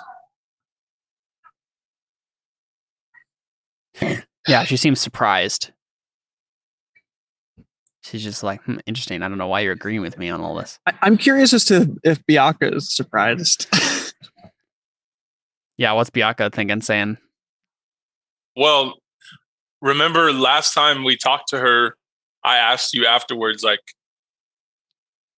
but didn't I ask him like if that was okay or whatever? Yeah. Well, you looked to me to see if I was going to challenge anything that she was saying. Oh yeah, but you didn't. Oh yeah, Grunow in chat said, yeah, Bianca was offended, but when he looked to Ren for confirmation, Ren was silent because he wasn't sure. And then that got me all like, wait, what? Good job, Ren. Making Bianca doubt the way of the Jedi. Yeah. I think that at this point, I'm just happy that Nibbit is not evil. He's not going to the dark side. Yeah. So I don't think I would really have any problem or really much to say other than like internally be at peace or whatever. Mm-hmm. Caleb, can I make some sort of roll here to I want to roll intimidation to scare the kids. No, This episode 3 all over again. Yeah, he just steps in and then lightsaber recognition. Mr. Wookie, there's too many of them. What are we going to do? And then HK says, and I'm like, I knew this day would come. Hey, if I'm killing them, I'm killing Nibbit too. Yeah, you'd kill Nibbit way before you killed these kids. What were you saying, Connor? Well, I was just continuing with the kill the younglings joke, but no, like you said, you wanted to make a roll for something. That. Yeah, but is there something I can I don't know, a way that I can like contribute to her training as my way to ensure that Nimba will get trained in the light side of the Force? Because like that's kind of what I'm trying to fulfill my goal here of like, well, yeah, I want to give her my blessing to like train him, and I do think this is the best way. Why don't you offer to teach a lesson or something? I think something like that. I don't know, funds or something. Yeah, I don't think you teaching a lesson is going to make much of a difference in the long term. So my thought was maybe rolling a Jedi doctrine roll to like something like, you know, making some positive statement about what the Jedi doctrine is that would lead this to become reality, right? Like that, like Jaina still believes in this aspect of the Jedi doctrine, and that will lead us to, right? That basically, like, the idea would be make a Jedi doctrine roll to be like, yes, what Jaina is saying she'll do will actually lead him toward the light side, right? And just making that a reality in terms of like what she's teaching by just like confirming that with your own understanding of Jedi doctrine. And like either saying, yes, it's true, you know, Ren agrees and that's true, and that's like something that will work, or you realizing, no, it's not going to work. And like Jaina's already off on something. Okay. All right. I'm going to just roll Jedi doctrine. Yeah, that'd be my thought. Let's have it be 3.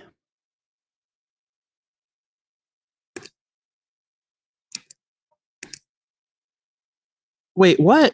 Am I wounded? Do I have wound? Oh yeah, you still never took care of that. Oh no. Wait, Well, really? let me heal him real quick.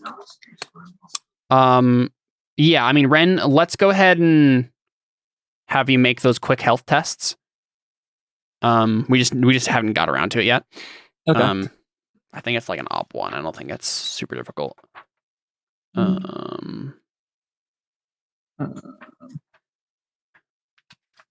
You've had time to rest and stuff, so. Anatomy and injury. Here we go. Health test. Ob 1. Yeah, I think you have 2 of them, though, so you have to make 2 Ob 1 health tests. Barely got it. Wow. Oh, wait, why is your health shouldn't be open-ended for you? I don't know why it is. I think it was just for once. Make that last roll again. But it doesn't matter though, because I rolled a 3, 4, 4, 5, and then a 5. Because I guess that. Yeah, you're right. It would have. There's no way. Yeah, I didn't get any. Yep. I got 1 non-success. Yep. Yep. So you're good there. So you got 3 with 3 on that Jedi Doctrine. Yeah. So you're good. Okay. Cool. So yeah, I think and this is for you, Ren. Like you're looking at this and you're like, yeah, like not only is this gonna work, at least in theory, right? Like there's nothing wrong about what she's teaching here, but it goes along with your understanding of what Jedi Doctrine should be, right? Everything she's saying is like what you believe to be the right path, even against what the Jedi Council would do. But you're going back to the earlier understanding. As far as you're concerned, the better understanding of the way the Jedi are supposed to be, as opposed to what the current modern perversion is in your eyes. So everything seems to line up for you. And as far as we know, Nibbit will be fine for now. Okay. Cool. So then I also just want to talk to her and kind of get her perspective, right? I want to kind of see how did she get to this point, and maybe if I agree, as I'm kind of on my new journey here. Yeah, I'm trying to think of what role this would be. Like, what path would Ren take to try to to talk break her down? Yeah, because the idea would be you would have to make some sort of role to get her to open up properly. You could have Biyaka interrogate her.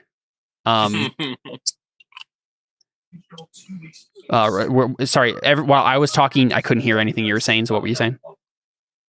Me? Yeah. I didn't say anything. Oh, okay. Yeah. What path do you think Ren would take?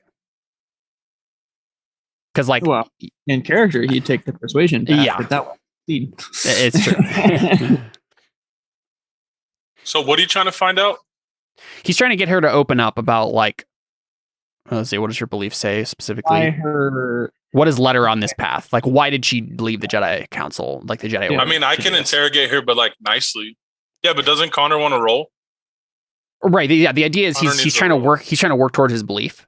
So in theory, Ren's probably just gonna make a persuasion roll here, but also Connor knows that he'll fail at that.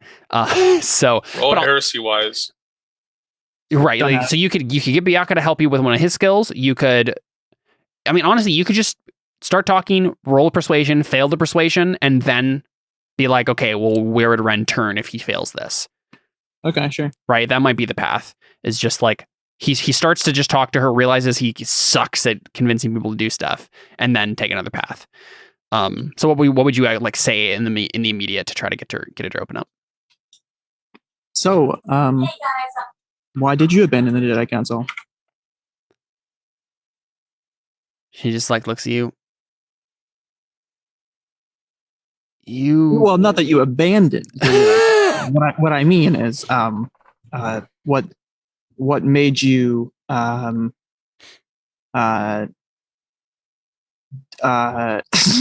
what makes you think I would answer a direct question like that? What gives you the right to even ask it? I mean you no harm, Jaina. I'm on a path that most Jedi don't even consider. And your path, your journey is making me question if I'm on the right side of all of this.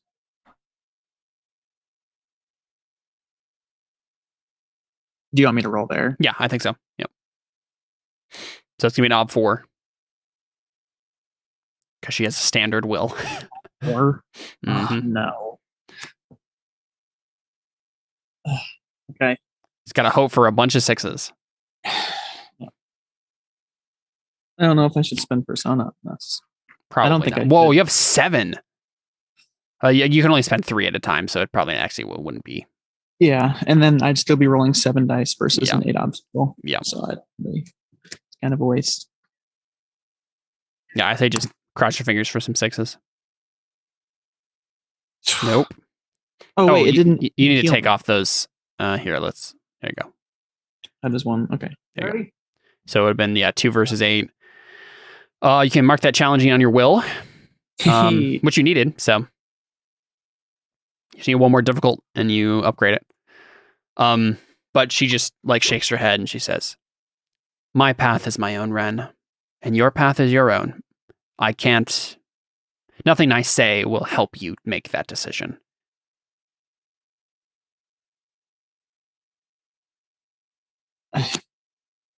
I'm Fight sorry me. And if I win, you have to tell me. No. I'm sorry to offend. I simply wish to understand. Don't we all? And yet the Force is a mystery, even when we wish it wasn't. That seems like a sidestep answer. I mean, yes. So yeah, you're going to take another tactic or just leave it?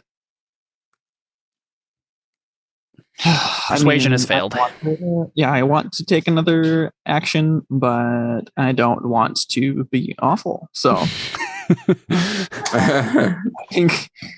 I think that's... Yeah, you could try to command her. Yeah, see, that's the... Oh boy. Because I don't want to do that. I don't want a lightsaber duel her either.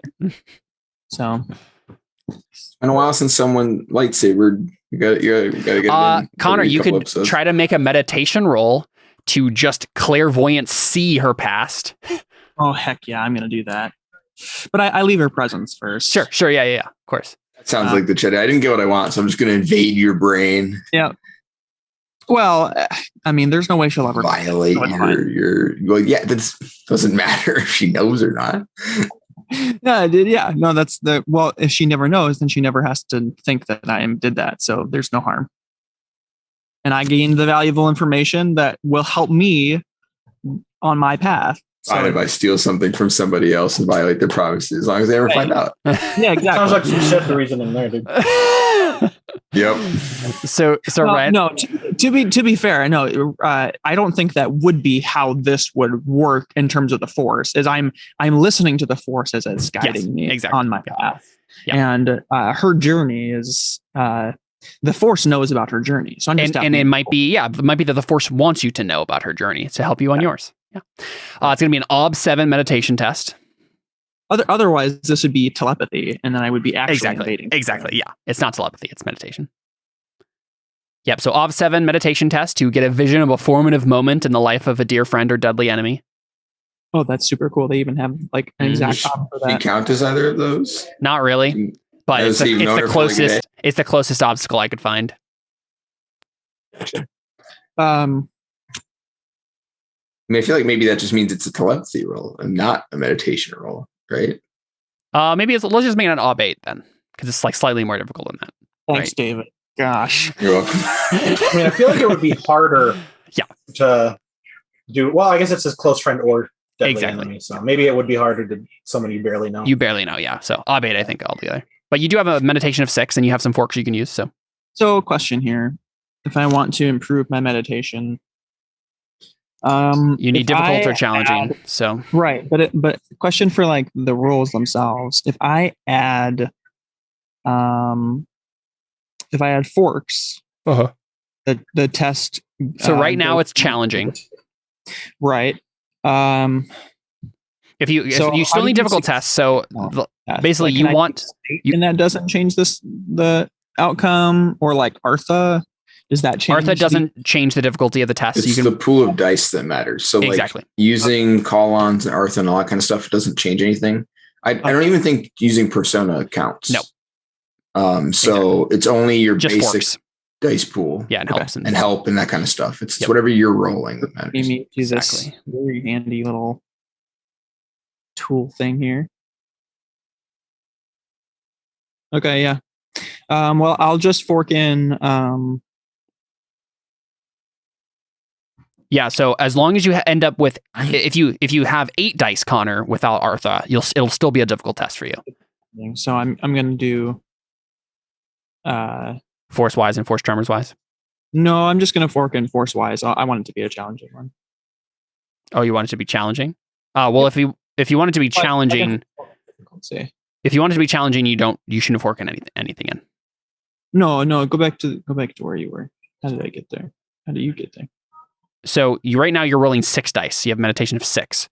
Mhm. If the right, it's an ob 8. I forgot I increased it. Yeah. Yeah. You're right. So if I just fork in one. Yeah, fork in 1 and you'll have that. And then you can put 3 persona into it and not increase the difficulty at all. If you'd like to do that. Yeah, sorry.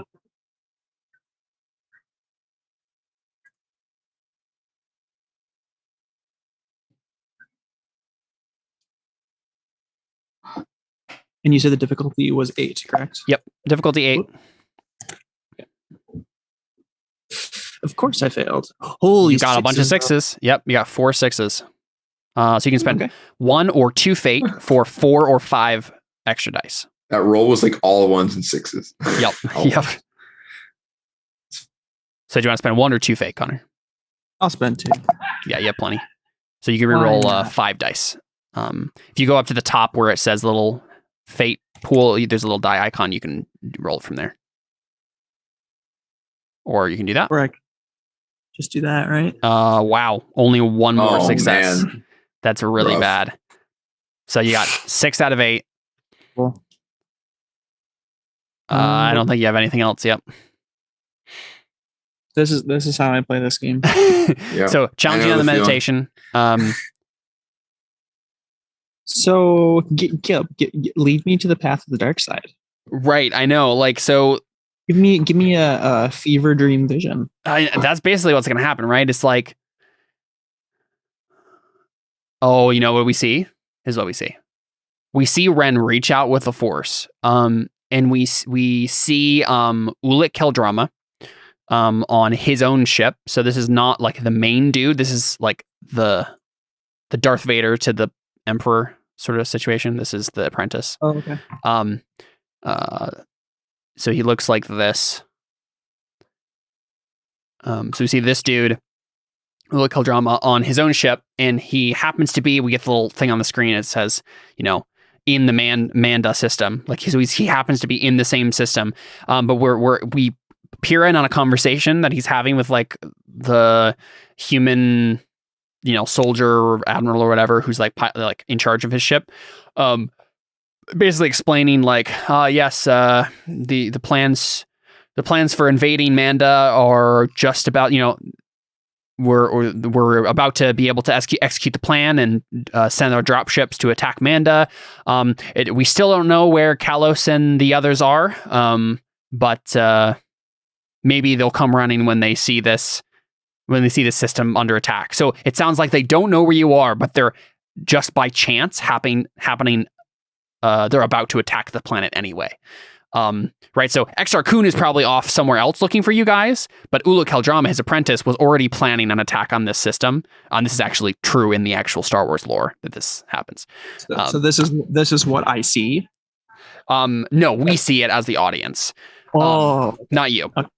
We see it as the audience, and then we see Ulic just like frown and like feel like he obviously feels something in the Force, and he says, "Oh, you foolish Jedi, opening your mind when you don't realize who's nearby." Uh-oh. And we just see him interfere with what the Force is telling you. So instead of seeing Jaina's actual story of like the actual reason she left, we instead see a twisted horror themed version of this. So it was like a drama before, but now the way it's filmed, it's like horror film. And we see her, instead of like having this impassioned moment with her former master where she gets into an argument and then like impassionedly explains like how the Jedi Council isn't doing the right thing and like they got your new apprentice killed. Why would you let them do that? They sent her off to die. Instead, like, and then leaving, like, which was what actually happened. We see Jaina strike down her master in cold blood, right, kill her, and leave in a panic and like afraid that the Jedi Council will take her force away from her. And out of guilt, she sets up this facility and tries to like atone for her actions. So you're from your perspective, she's like on the knife's edge to the dark side herself. So yeah, that's what you see. Okay, so here's the problem. We want Nibbit's character to leave the story, yeah. No, don't kill Nibbit. He's the fan favorite. No, that's not at all. No, the issue is that I'd probably try to rescue him from this. So we'll cut away from it. We'll let you think about this, right? You've gone away for a little bit to like meditate and stuff. I think this is when Rel and Kalos show up, right? To also talk to Jaina. Yep. So what's that look like? I have a quick I don't know, world question. Yeah. So do I need to like continually or every once in a while like roll how well I'm suppressing my aura, or I don't think so. I think we're fine for now. Especially in this situation, I already knew that they were going to attack the planet anyway, so it doesn't even actually matter whether or not they know you're here. I just want to know for I just want Kalos to know for sure it wasn't him. Yeah, it wasn't you. Okay. I know it was. Yeah. Okay. Gotcha. And I want to know what roles I can get for what's it called, beliefs. If that can be a role or not. What about? Sorry, I missed something. What did you say? Oh yeah, no, I just want to know what I need to roll for or not. For getting yeah. persona for beliefs and such. Yep. Oh, I see. Keep these children away from war. I will do what I can to protect them. Is what you're thinking? Is that what you're thinking, Jared? You were working on that. Protect. Well, I mean, I guess that could work, but I was also thinking of the third that I have yet to add. Oh, got it. Okay. My brain. Got it. It's like 100 degrees in my house, and I was fried. Yeah, I've heard that it's pretty hot up there right now. So. Oh, it's 100 degrees in my office. The rest of the house has AC or AC units, but yeah, office does. Yep, but yeah, you're fine. Kalos is suppressing fine. Gotcha. He's successfully in the force closet. Mm-hmm. And searching for other people spreads your aura, right? Yes. Okay. Want to establish. Mm-hmm. Was it Rel or I guess Kalos was the main person, or sorry, Rel was the main person who was wanting to talk with Jaina. You had just had like a peripheral thing about like making sure they were fine, but Rel actually had a thing he wanted to talk to Jaina about. So I assume Rel's gonna open up this conversation. Yeah, I suppose we just slide in a swanky car. Yeah. Or speeder, whatever. Yeah, and Jaina sighs and she says, "It looks like I have everyone coming to visit us today." Yes, well, you're just such a joy to be around, of course. Thank you. How is the young Jawa? Or doing just fine in the 24 hours he's been here. You do hear the one instructor who had taken over. There's a slight yelp as he gets hit by the training lightsaber. Yeah. Yeah. No, hold it down. Hold it down. Well, that's right into his jaw. Yeah. You said there were other people around, right? Can I look around and see what they're doing? Oh, what Ren and Biak are doing? No, what kinds of things the kids are doing for training? Oh, just like blocking lightsaber. Lightsaber forms. Yeah, lightsaber forms, basically. I've probably been here before. How much improved do they seem from the last time I was here? Just from a glance. As much as you'd expect. It's probably hard for you to judge those things. But. Yeah, for sure. Yeah. She said, I was gonna say, like, I probably would have waited longer, but I know there's not a lot longer to wait. So, yeah. So I say, Al, he looks like he's still in one piece. Let's start. Mm-hmm.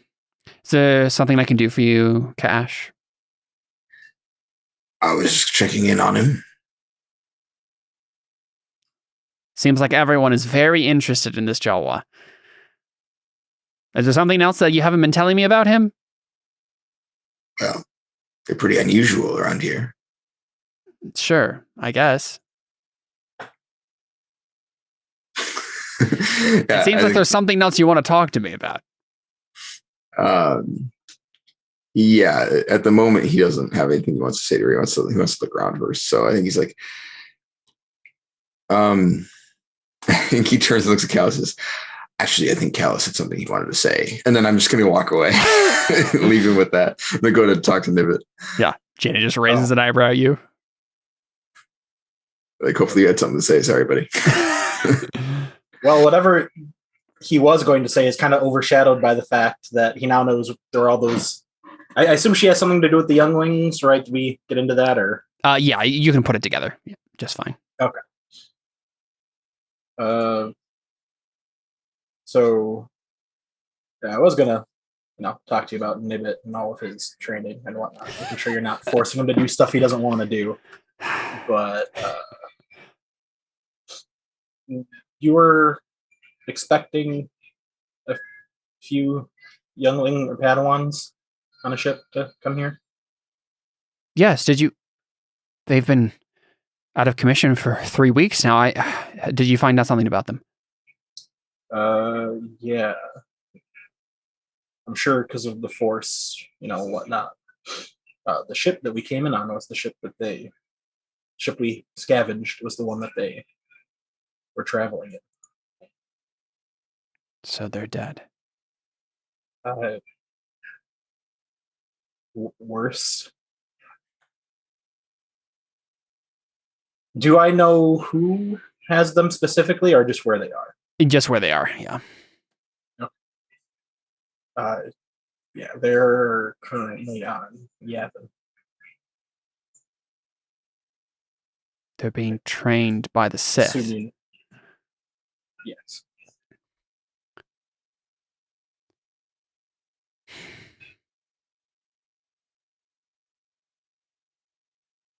Callus, what are you? Where do you stand in all of this? Well, I prefer to stand on my own and not be involved with any of this nonsense, but it's not an option in a galaxy like this. You're going to be forced to make a stand eventually. Whose side are you going to be on? My own, I guess. Jedi don't want me. Sith want to kill me. I am on nobody's side. Nobody's on my side. I mean, I motion over to Terrell and I guess I'm on his side currently because he's gonna. I guess we're going to save the children. I think is that what we came to? Yeah. You're going to save them? Well, considering I know rather intimately what they're probably going through right now. And plus it would be a slap in the face to old XR Coon. It's XR Coon, right? Yeah. The old Mr. Coon.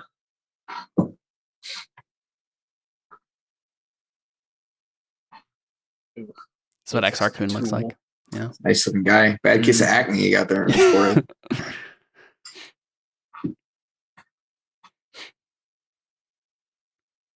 Other than that, he's pretty nice though. Pretty nice looking. Just got some acne. Just got to work on. She purses her lips and she says, Nomi was doing well when I last saw her.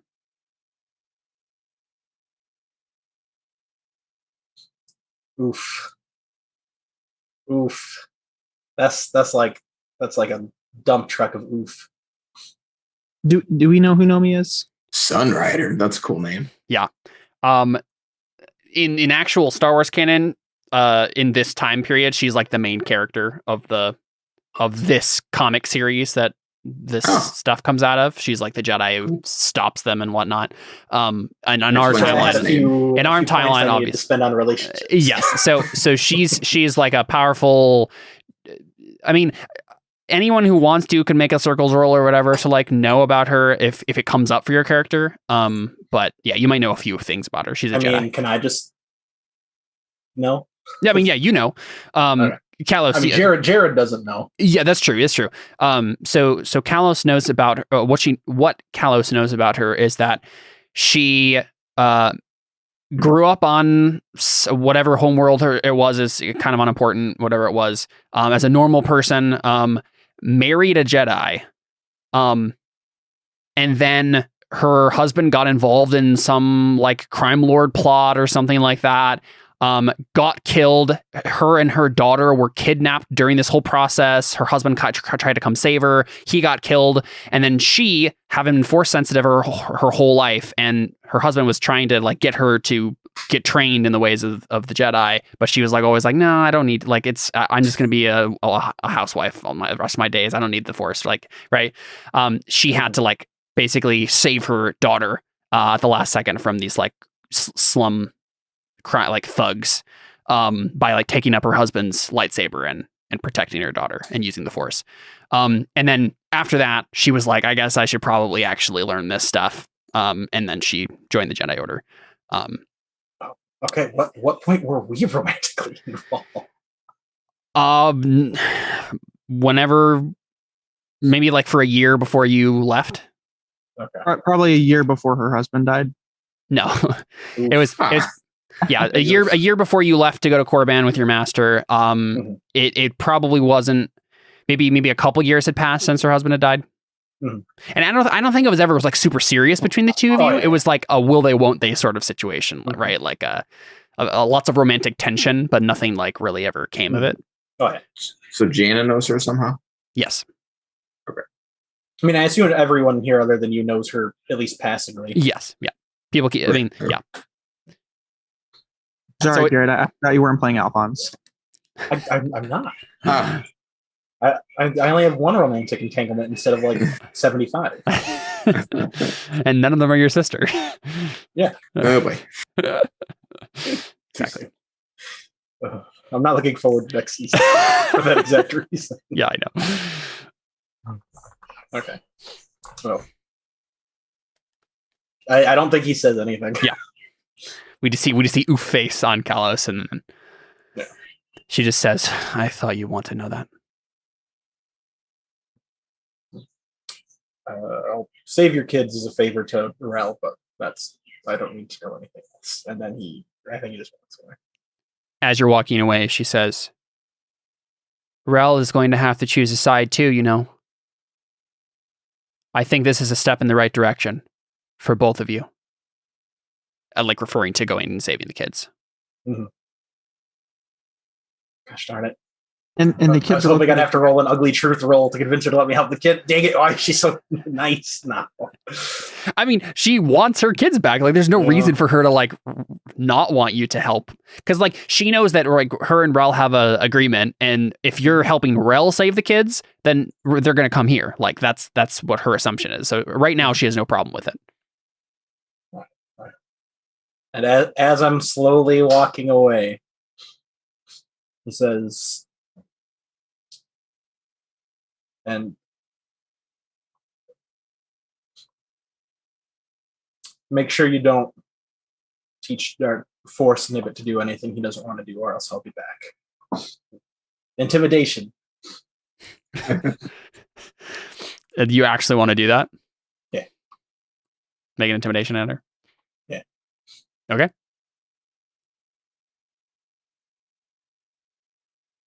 I think this is probably ugly truth. You can fork in intimidation, but Works for me. What's the I think it's an odd one. Ugly truth. Oh, jeez. Because it's just like the worst possible outcome. Like, Yeah. Oh, okay. Is 3 on its own just a routine? 3 and op 2 is routine. I think having more I dice thought you than said the it was an op obstacle 1. is pretty much always. Or op 1. Yeah. Routine. All right, well, I guess there's no point in not working in intimidation. Yep. I don't really think there's anything else though. There you go.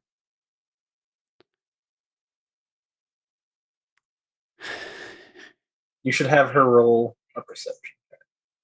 Why? There might be hidden meaning in what he's saying. Keyword.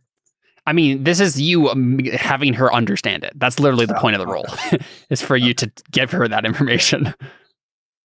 I guess there's an underlying, like, he's mostly saying this to not only for Nibbit's sake, but also to maintain his threatening, persona, I guess. Just kind of putting on a face. That's what you're saying? Yeah. He's pulling the Sawyer. Yeah. But she understands and understands that like you will come back and have words with her at the very least if she tries to make him into goody two shoes and by force. But we just see her, I guess, kind of like smirk coldly, like a kind of like wry smile. I'm more of a pumpernickel kind of guy. But Oh boy. Rel, so you said you're like looking around. I assume you're trying to like snoop and. Yeah, I mean, I'm going to go to Nibbit first because that's what I said I was going to do. Got it. Okay. But he's been here for 24 hours. So I'm like, so how do you like it so far? And he gets shot by the remote. I'm like, guys, well. Maybe we can just say that like the younglings are taking a break. Yeah. Let's be honest here. I know why you're here. You want the paperwork for the ship and make it all yours and everything. I know. Yes, well, I'm sure my people can handle all of that. Okay, then I won't give it to you. And just trying to save you some time. Yeah. He shrugs. I think he like pulls out a data pad and like has a document for you signs. Like, I suppose that's fair. Although we already did this roll, so I feel like we already had this agreement. But no, okay. we already came down to an agreement. I was just saying that we could do the final paperwork and whatnot. Okay. So he hands you something on a data pad then. Excellent. So, Jaina, what has she taught you so far? I'm curious. I don't know if my money is well spent. Your money? Are you saying you somehow funded this? Well, yes. She wouldn't have this place if it weren't for me. Something tells me that she doesn't really work for you, though. Well, no, she's not my employee. We have an agreement.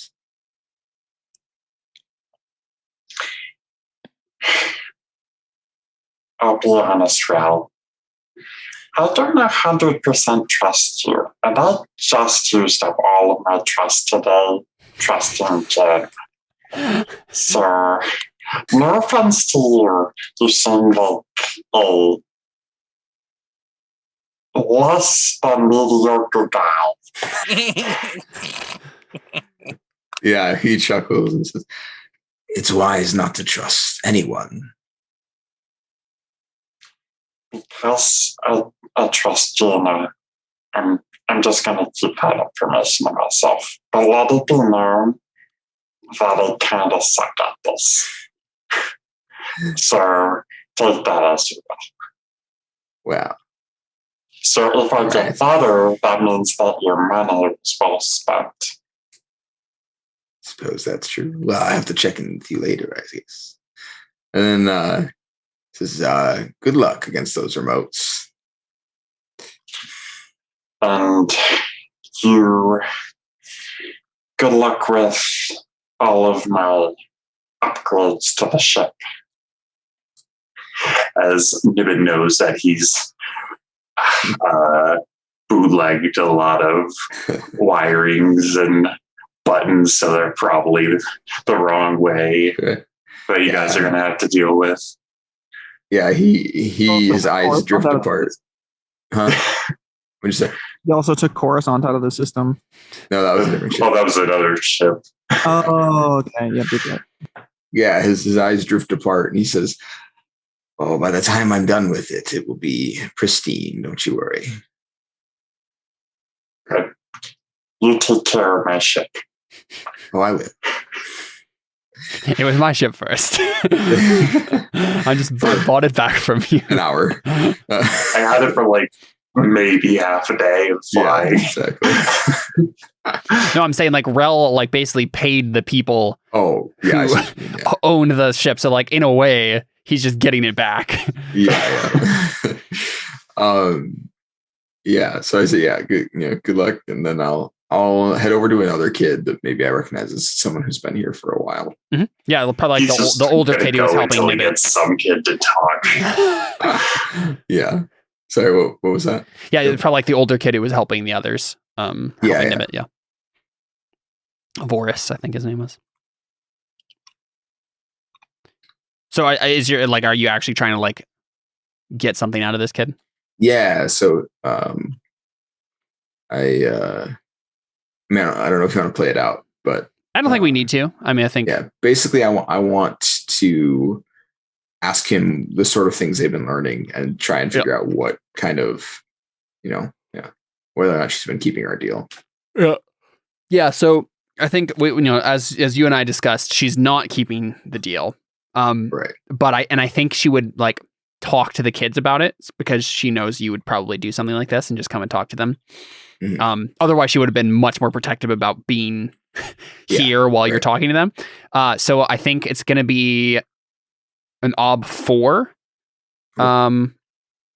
Even, because normally this would be like ob 3 or lower because it's a kid, but I think it's ob 4 because of her like coaching of them beforehand. Yeah. Yeah. Persuasion, I assume is what you're saying. Yeah. Mm-hmm. Can I do haggling instead? Can I give him money? No. You can bribe them. You can bribe him as a fork or whatever. Yeah. As a help. That was going to happen no matter what. Yeah. Here's 20,000 credits, kid. Tell me what I want to know. This kid is definitely my go-to because he will talk if I give him money. At least. So you didn't offer Nibbit money. He probably That's would. True. Nibbit done it for me. Nibbit probably would have. Yeah. Nibbit didn't give me the impression that he was open to negotiate. That's fair. Can I use money-wise as fork since I'm giving him money? No. No? Okay. The role isn't about money. That's what I'm asking him about. Yes, because you have to that would be bribery wise. Cool. Exactly, yeah. Yeah. A force wise, yeah, I think. Bribe. Exactly. Well, a force wise because you'd have to know about the force to like pick up on the sorts of things that you'd be looking out for. Yeah, so that makes sense. Can I fork in haggling since I'm trying to like get information out of him with money? No, I don't think so. Okay. Can I fork in falsehood since I'm trying to get him to not lie to me? Yeah. No. I was thinking falsehood because like you're trying to trick him in. Yeah, you're trying to trick him into answering questions you want. Yeah. Great. Okay.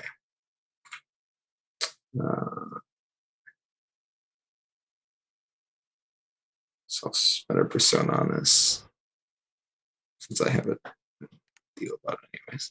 And it was 4, you said? Mm-hmm. Okay. I like them, but I have 2 6s. So you have 2 6s.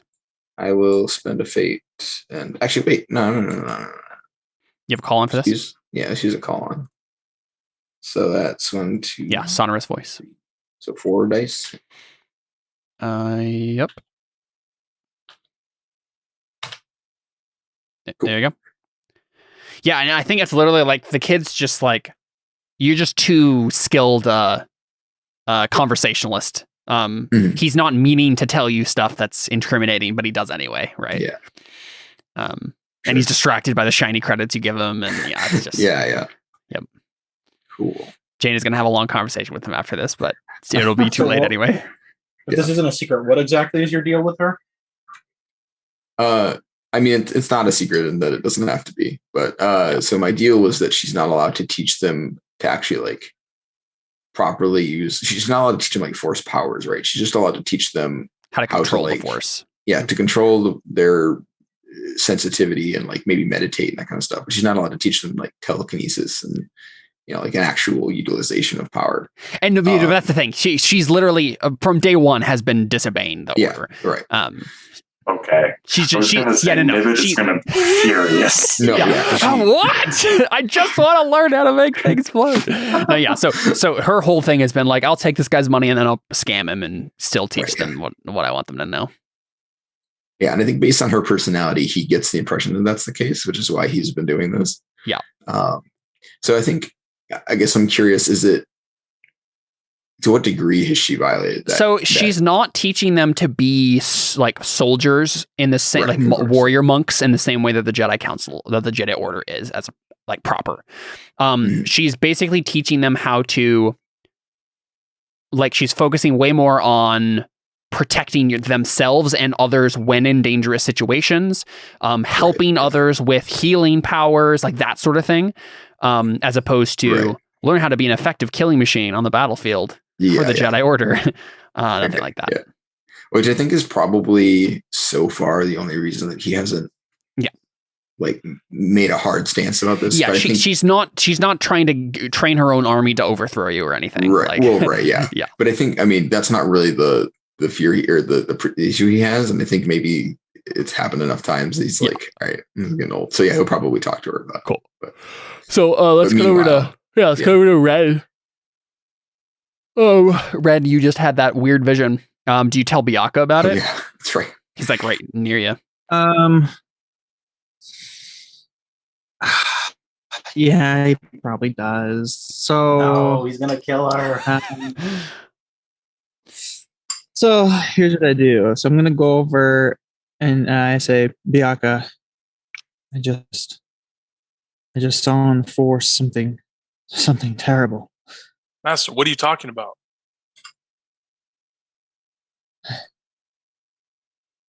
I saw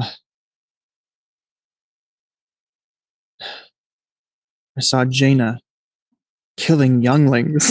Just oh my god. Jaina? It can't be. I saw Jaina. Wait, say that again. Kissing Santa Claus?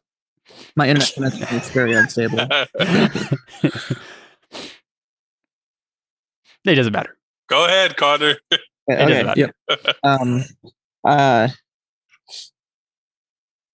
I saw Jaina killing her master before she came here, murdering him in cold blood. What? Who was her master? It doesn't necessarily matter, but some name of a Jedi Master. I mean, wouldn't we have heard about it? Yeah, you probably would. But the vision was a lie, right? Yes, it was. So it must be. So the way, like, so Ren, if you are able to get back in contact with the Jedi Council and like talk to them, you could confirm or deny the story. But I think the way it must be framed, it must be a Jedi Master who is on the DL enough that this is a plausible story. At least in the immediate. If he's dead or alive. Yeah, you haven't. Ren doesn't immediately be like, no, I just saw him 3 days ago, right? Like, no, yeah. Well, there are so many Jedi that there are. Just not hearing about that is definitely plausible. Yeah. So. So I guess I say, this has been a long time coming. What do you mean? And I pull out like my holocom. Thank you. And I dial the Jedi Council. We can call him. Something you can do whenever you want. He has that. Of course. I mean, I don't think I'm just a cell phone. I mean, they do that. I mean, there's faster than there's faster than light communication in Star Wars. It just depends on like where you are. They always have to go to the ship to do that. Yeah, in the rules, the comm only goes 10 kilometers, and even the better version of the comm only goes 100 kilometers. I think you have to be on a ship. Yeah, Yes. Okay. So it must be like on the ship. there must be like a terminal or whatever you have to go to. Something that can boost the signal is the idea. To get farther than that. So you can't literally just call them right now. Okay, so then I just make my way to probably our old ship, right? Wait, okay. Wait. Why can't we? We don't have time to go to the ship. We can't leave her. Like, we can't leave Nibbit with her if she's evil. I don't know if it's that simple.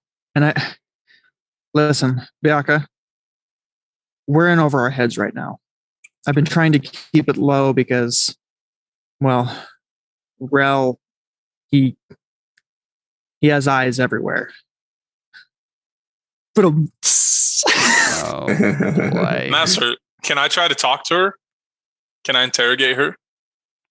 Yeah, I mean, it's one way to do it. Master, let me talk to her. No, I say, well, that's not the only issue. The other issue is wherever we're going with Rel, I have a bad feeling about it. We need the Jedi Council's interference, and we need him now. We need reinforcements. We need to take Kalos into custody. Jaina, if need be. And Rel is too much of a force. This is like he has 0 to 100. Yeah, because he failed a roll. Well, not only because I failed a roll and I'm being like poisoned by the dark side through this corrupt vision or whatever, but this is the only way that it makes sense that I like allowed us to get into this situation in the first place. Because I don't think Ren would have actually gotten himself like house arrested by like the richest guy on the planet, unless it was a player character that was getting under. Well, no, I mean, so to be clear, you're not like you can leave. Like he's not holding you. Yeah, but the thing is, Rel and Kalos are buddy. So if Ren and Bianca put themselves at Rel's mercy any longer, there's a possibility that Rel turns on them with Kalos, right? Yeah, what I'm saying is like it's true that if you try to take Kalos and he didn't want to go, there'd be a problem. Yeah. But he's not like he never was like, oh yeah, you can't leave. Like you haven't been guarded or anything either. Like you're not like under house arrest. I just want to be clear about that. Well, but I can't leave with Kalos, which means I can't leave. Right, yeah. I'm just saying that, like, I mean, to be fair, you haven't tried. It doesn't look as bad as if, like, you walked in and I was like, cool, you're going into jail now. Like, you're definitely still in control of your own movement. Right. It's just Yeah. You're surrounded by anti-Jedi warriors. Exactly. Yeah. And me. Yeah. So he's just been like keeping quiet and waiting for his time to strike, because and then all of a sudden now he thinks Jaina's evil. Yep. So I say, Bianca, if you're not coming with me, I have to go alone. Maybe it'll be more less suspicious this way. I have to go. Where are you going? You're going to go to the ship. You're going back to the ship. I'm saying it way quieter. You're going back to the ship. I think you would know that our ship is currently under construction. And we have two ships. So we only have you just have the event horizon. You came out of the event horizon. I don't think you bought another one. I gave Nibbit like a Jedi Starfighter thing. Yeah, he gave Nibbit a ship. Not you. Why don't you go find Nibbit's ship? It's probably close by. I mean, none of us, including Nibbit, know where that is because he's just like, oh, I have a ship. I mean, he never even saw it. Ren, to be honest, your first thought would probably be Jaina might have a hollow transmitter, but she's evil to him. Right. But you just sneak and go find it yourself, right? Instead of asking her about it. That'd probably be your first move, Ren. It would be to like look in Jaina's room when she's not in there for like a hollow call transmitter or whatever. Okay. So he's trying to call for reinforcements, and Kalos and Rel are where? In the Kalos's next move, if there's nothing else left with Jaina, is to look for Rel, not Rel. But you guys aren't you guys together? He split off to talk to Nibbit, and I was talking to Jaina, and I kind of left.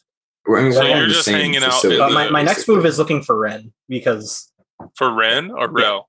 Ren. Okay, so this is what happens, right? So Ren, you we see you find, like, you sneak around and you find the like holocom thing that's like in a hub in the center of this building. You know, you can contact another system. You can use some relays to like contact the Jedi Council from here, as long as you do some transmitting. And you take a minute or whatever for it to transmit properly. And Kalos finds you in there. Do I put 2 and 2 together, or does that require a roll? Not necessarily. Yeah, I mean it doesn't immediately look suspicious. Mhm. He could have asked Jaina about it. Yeah. Well, I know what kind of device he's using. Yes. And well, I mean, it's fine. Who you calling there, buddy? Ordering pizza. You're muted, Connor, if you're talking. No, I know. Could I make a roll to just stealth my presence in here instead of him finding me, or You can roll a stealth. You just you can want- fail a stealth roll, certainly.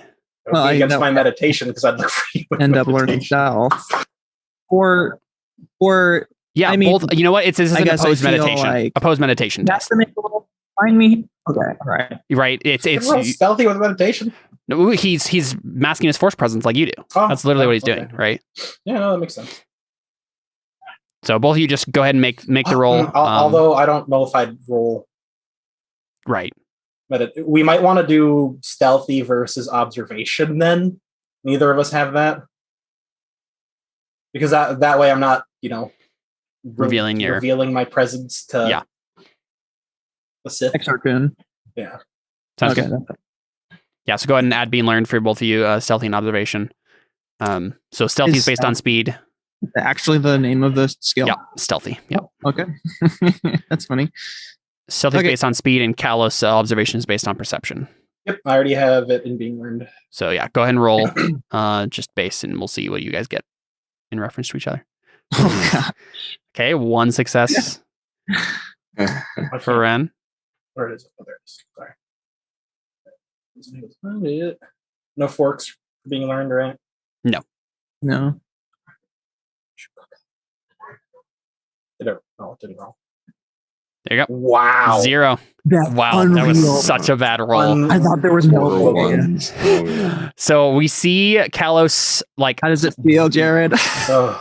we see Kalos walk feels by and like feel like he like pauses and like looks in the room and no one's there. Like Ren is like stepped into the shadows and like disappeared for a moment, and then Kalos walks past, and then Ren, once he's I like, do what Obi-Wan did on Yeah. the Death Star. He just Yeah. like Or, exactly. yeah.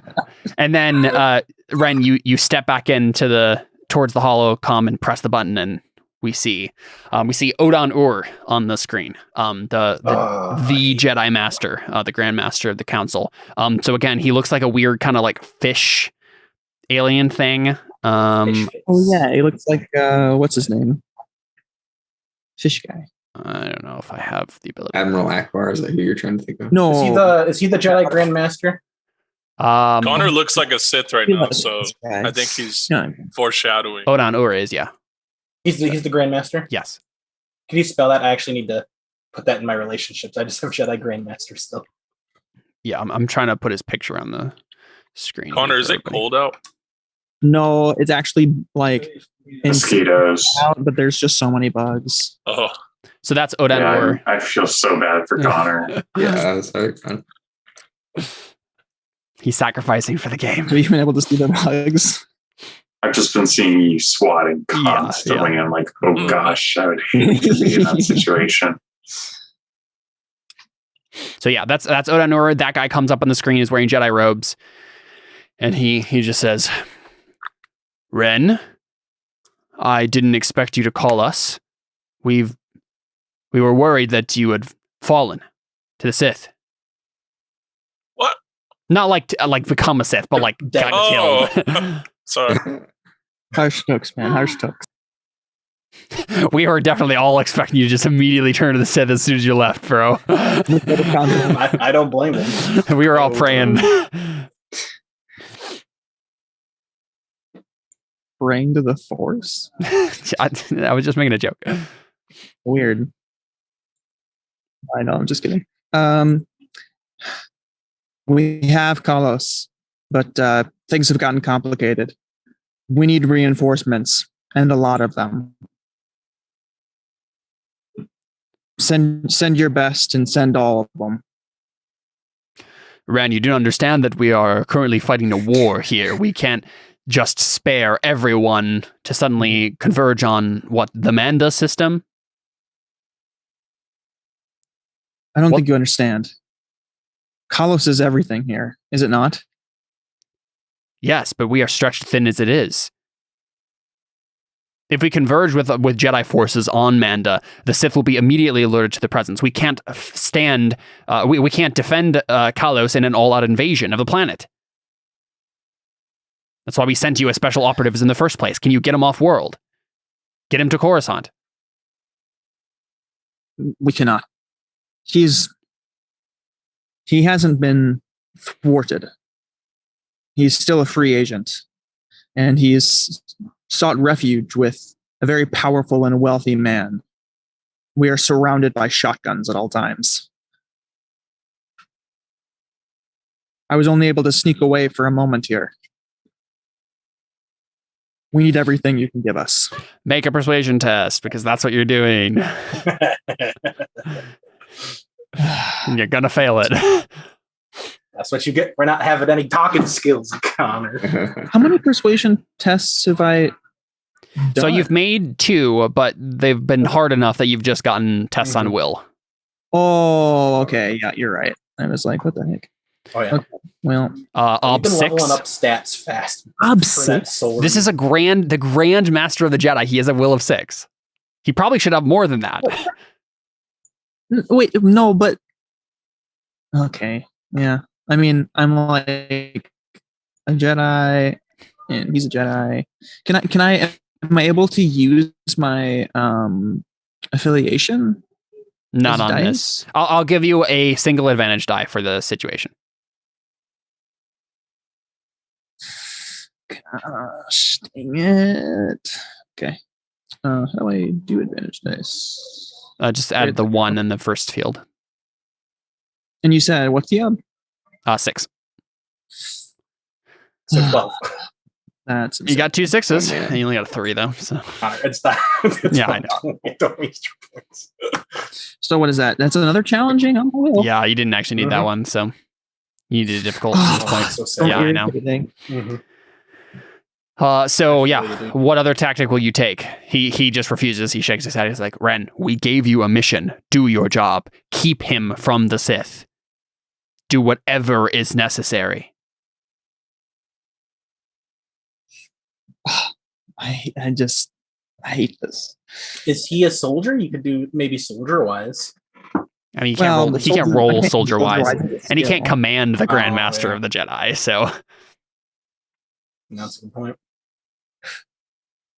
Yeah, you really don't have. You have literally. No, I got nothing for this. I mean, heck.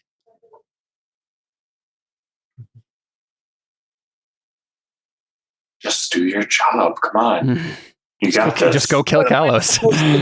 Yeah, that's that. Right. I'm right there. Yeah, I'm right there to asking him, like, should I just kill him? Mhm. I mean, hey, Lance is quitting the game soon. Maybe we should just. I'm just kidding. I'm just like, I'm wanting you to ignite your lightsaber, and then I'm just like, Master Ren. There's too many of them. There's too many of them. There's too many remotes. What do I do? All the remotes are surrounding him. There's too many of them. I mean, Connor, there's no harm in asking. No, there is. There's a hatred harm. Yeah, I don't think that would get you a hatred point. Just asking if it comes down to it, should I? What did? No, not asking the master whether or not it. No. Caleb has discussed, like, we will figure out Grey Jedi if they're natural. So if you naturally feel like this is the way it would go, that'd be something. Yeah, go the way your character feels, and I just feel like there has to be. I mean, I feel like he's just not considering this as important. I feel like this is like a side gig. I feel like it's unrealistic for him to be like, just fix it. Well, no, I mean, so that's he's literally saying very like, stereotypical of what the Jedi always do. You're also a Jedi Master, aren't you? Yeah. Like Yeah. he probably expects you to like just.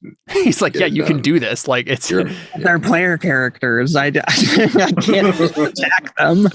It's True, you it's 2v3. You have a Go real for it. chance. Totally could.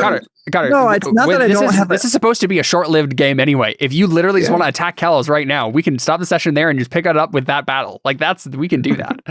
Why don't we like just go ask Kalos, like, are you ready to go? Okay. Either way, what do you say? Because they don't know you just called the Jedi. Yeah, I'm gonna say We have no help. Maybe Nibbit will help us. I think Maybe that's how Nibbit dies, by helping us. Nibbit would die probably. No, he would. Let's be honest. He's kind of a self-centered person. He wouldn't die for anyone at this point.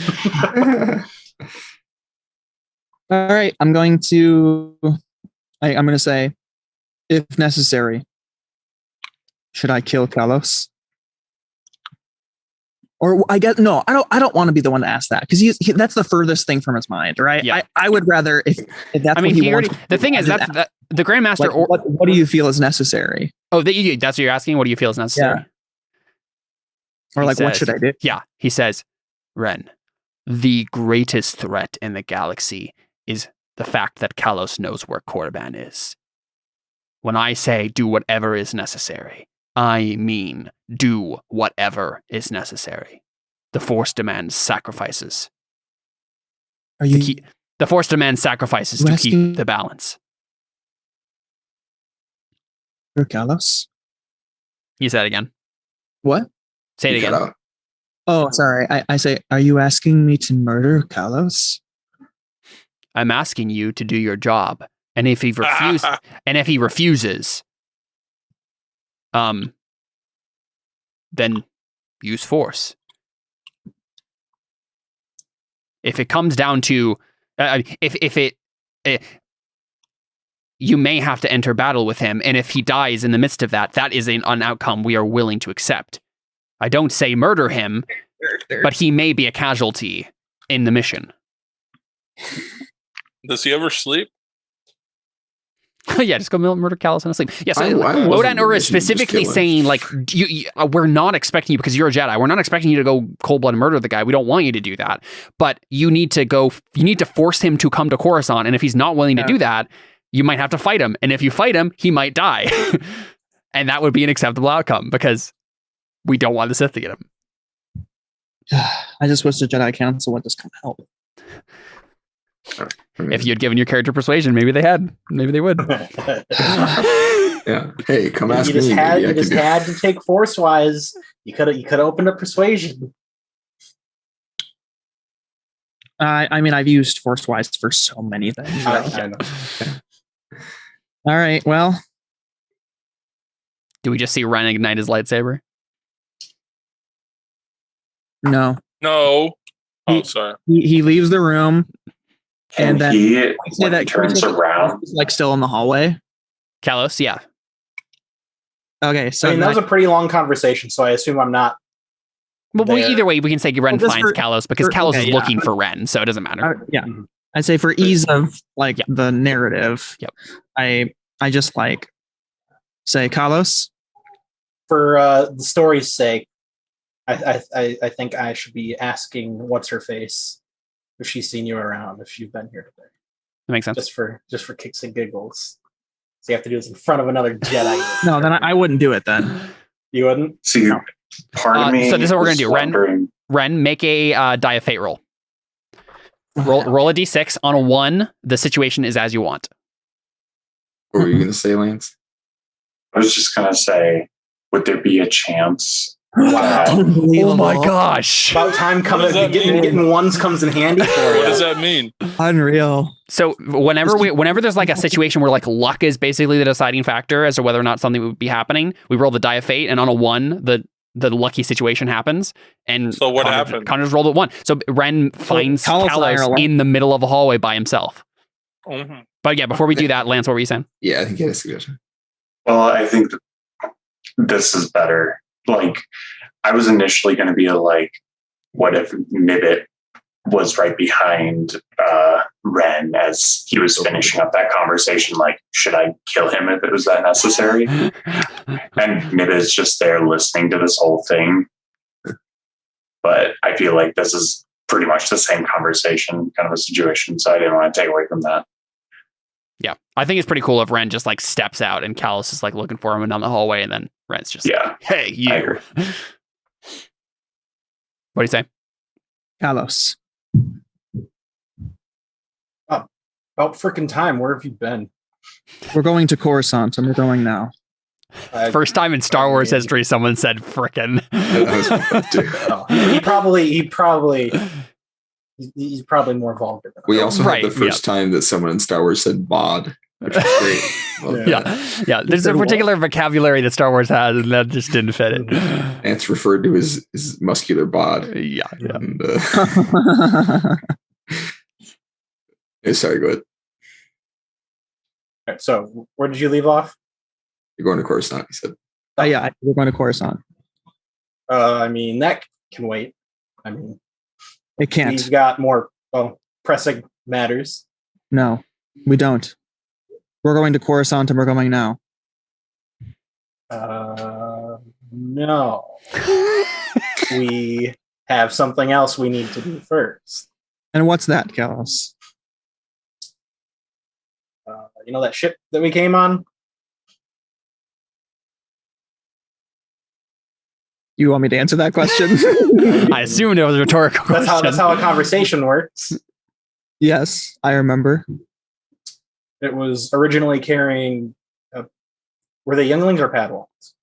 Just Neither. force-sensitive Force-sensitive children. Carrying force-sensitive children that were to come here, and they were ambushed by the Sith above whatever planet Hypori. they were on. Above Hypori. Well, actually, no, it wasn't above Hypori. It was somewhere else nearby, and then Oh. T2 did a... Yeah, it doesn't matter. Blah blah blah. Explain. What happened.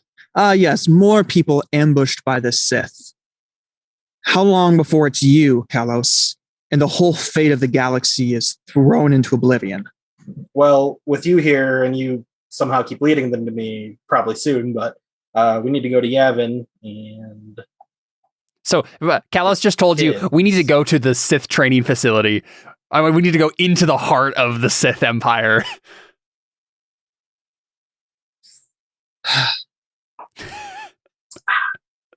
Just rubbing it in your face.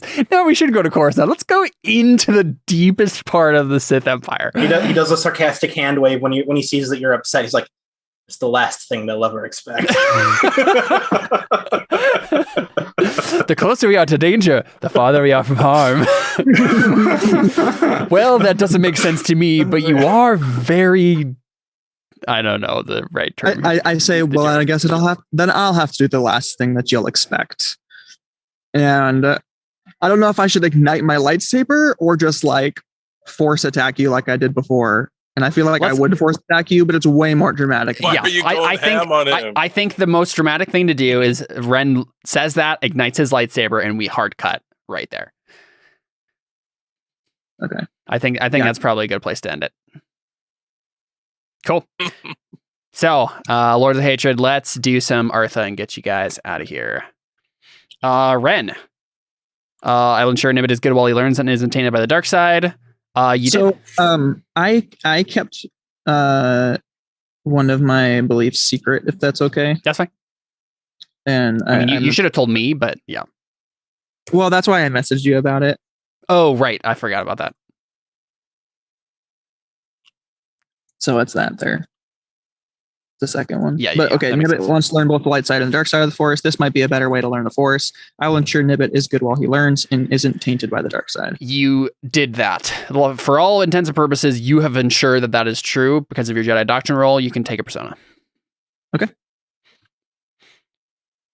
Yeah, I will bring Kalos to the Jedi Council. I'll start by contacting the Jedi Council and letting them know what's happening. You did so, and you made a roll.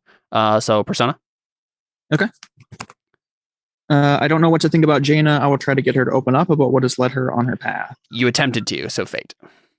Okay. And then I think I got into trouble by being gifted because Exarchun or whatever. Oh, attuned. Or attuned, yeah. Gifted. LOL. Sure. I'll give you a fate for it. He Yep. was able to, give me strange force visions. Yep. Fever dream force visions. Mm-hmm. Cool. Yep. So fate point there. I think that's it for you, though, in that regard. Kalos? I added my first one, finally. Cool. Nibbit is the first person to not hate or fear me in the last 8 years. Whether or not I'll admit it, I want the best for him. I will make sure he's not forced to do anything against his will. And you made a roll successfully to Jaina will not do that. Nice guy. So persona.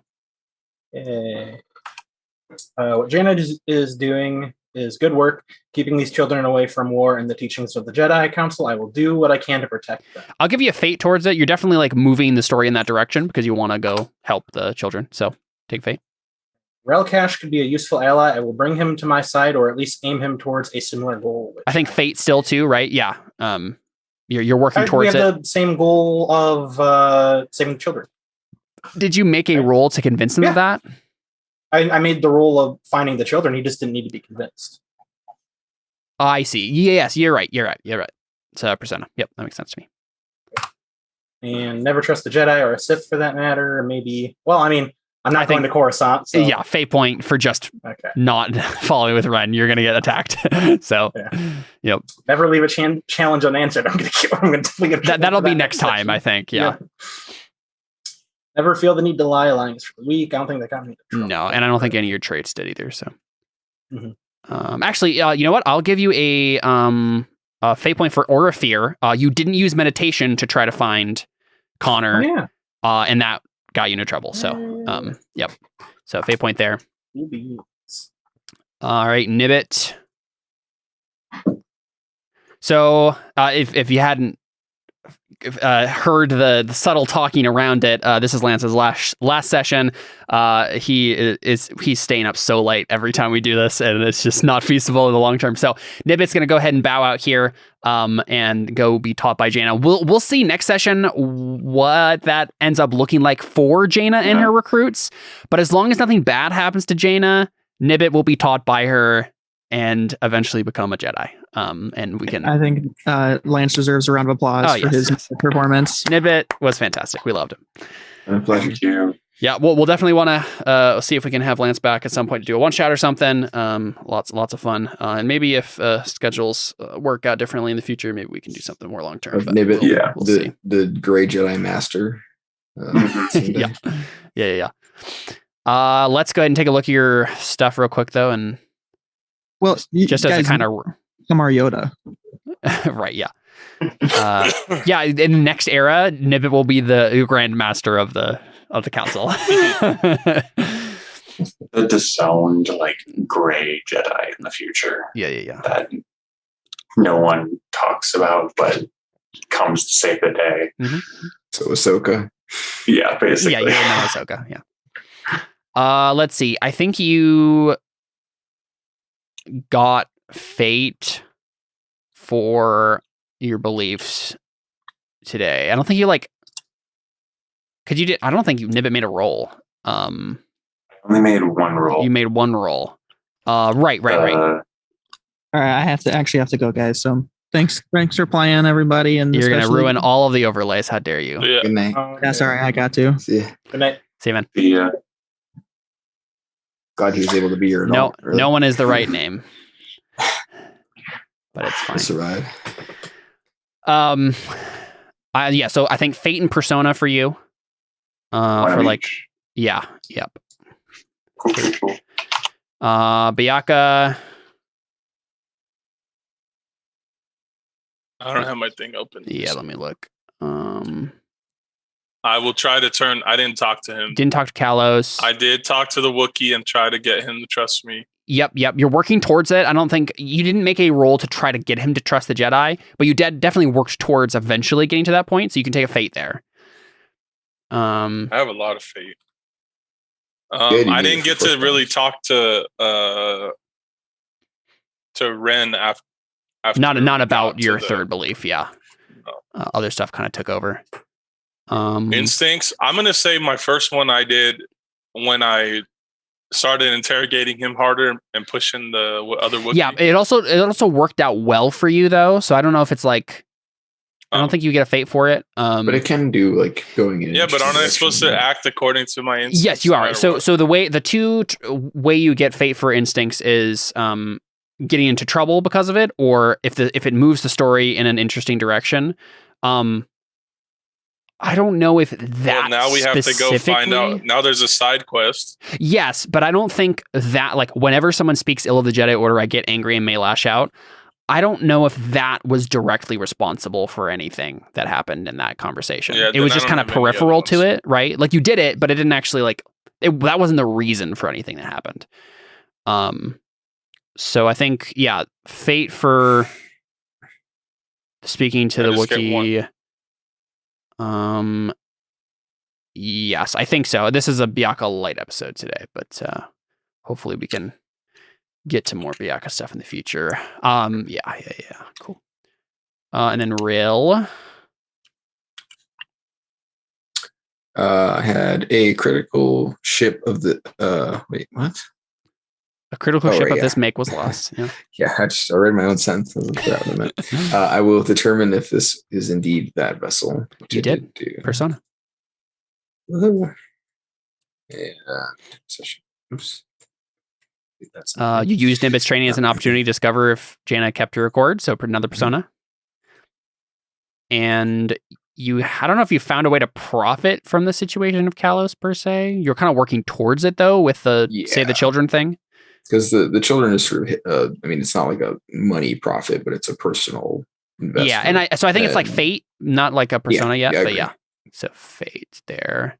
Sounds good to me. I didn't really get into trouble. Yeah, I don't think any of the other stuff So, is relevant here. So cool, let's just do extra stuff. So humor, in character game stopper. Anyone say something funny? Do I get one for my Lord of the Rings reference? It has to be in character. It wasn't. I said that. What did you say in character? Like they'll never expect. So, us going Yes, the you're hard right. one. You're right. Yeah. Okay, fate there. I think that's probably the only thing that I can remember that came up. Yeah. I know there was something funny that happened at the beginning, but I think it was out of character. So, yeah. Right skill, right time. I don't know if anyone had anything particularly. Well, I had unknown planets wise, but failed. Yeah, if So, you would have succeeded on unknown places wise, for sure, definitely. yeah, But Other than that, we were all rolling our Yeah, bread and butter. right. Embodiment for really good or distinctive role playing. What do you guys think? Anyone I you would give nominate that this to session? Connor. Yeah, I feel like That was Connor's my thought, too. consistently getting it because he's playing Oh. Ren very well. Lots of really deep interpersonal kind of character development stuff. So we can give him a persona point there. Mold breaker for like conflicting beliefs and instincts and stuff, playing the inner turmoil. I don't know if anyone had anything particularly strong today. I mean, I feel like Connor's going through some turmoil. I think everyone else is still, and I mean, I guess Bianca was also because Bianca was starting to open up to new ideas. yeah, Yes, I think I Bianca feel like- because of Ren, right? I feel like both of them are on the way towards it, but I don't know if they've actually hit it yet. In the next session, That's I fair. feel like they might. Yeah, Ren actually killing or fatally or like Trying to, maiming or something. Right? Yeah, like doing something bad in this situation could definitely give him that. If Chad- anyone's getting maimed, I'm going all out. Right. If Bianca having like a more specific thing with Alashtak could give him that, but I don't think it's come to that yet.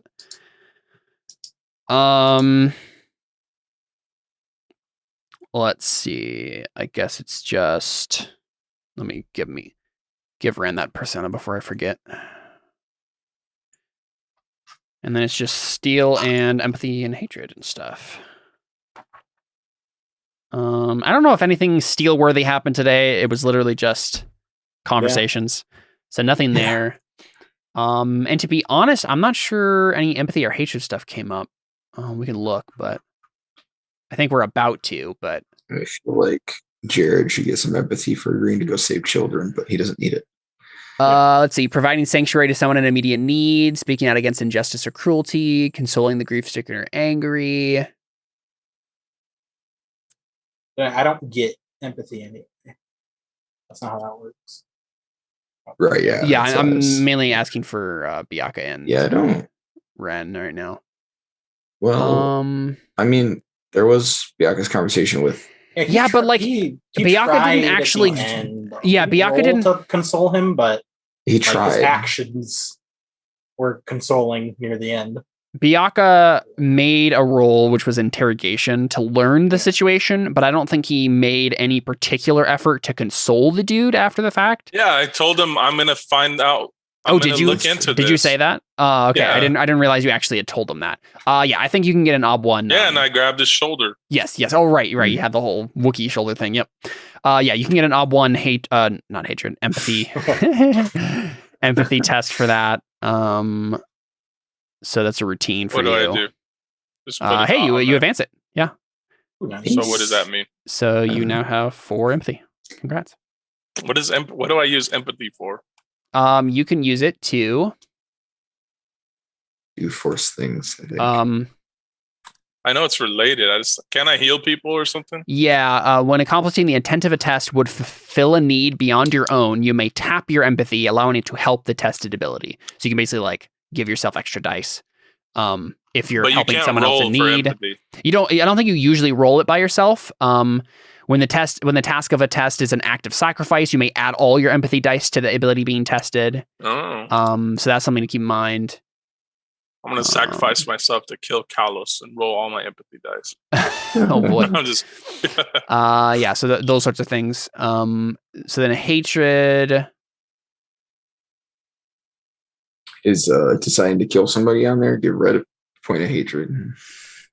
Provoking someone to violence is.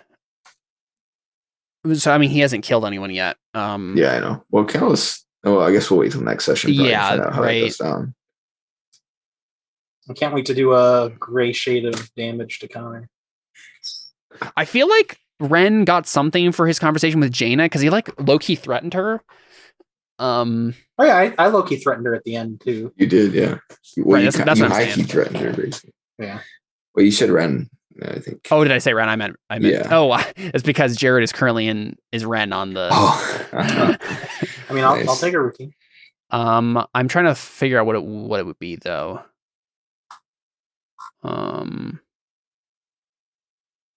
Yeah, I guess it would just be like an op 1 of routine hatred. Right. Somehow help me think of one other routine thing that I did. I mean, you talked to Jaina and you talked to Kalos. That's basically it.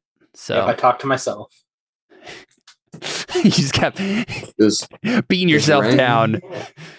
Does Ren get hatred for having been?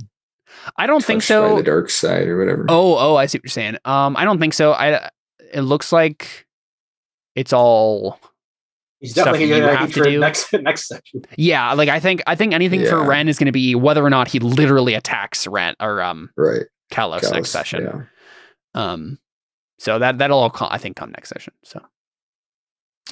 All right, cool. That's been Lords of Hatred. Thanks for playing, and Lance, thank you very much for being on. It was a blast. Thank you for having me. Yeah, Nibbit may show up at some point towards the end of Lords of Hatred. We'll see how things go. I'm thinking Lords of Hatred is probably going to be around 10 episodes in total. So we're about the halfway point, maybe a little bit longer than that. We're heading towards the end here for sure. Yeah, I'm excited to see what's how it all ends up, whether or not the Sith find Korriban. We'll find out next time on Lords of Hatred. See you guys.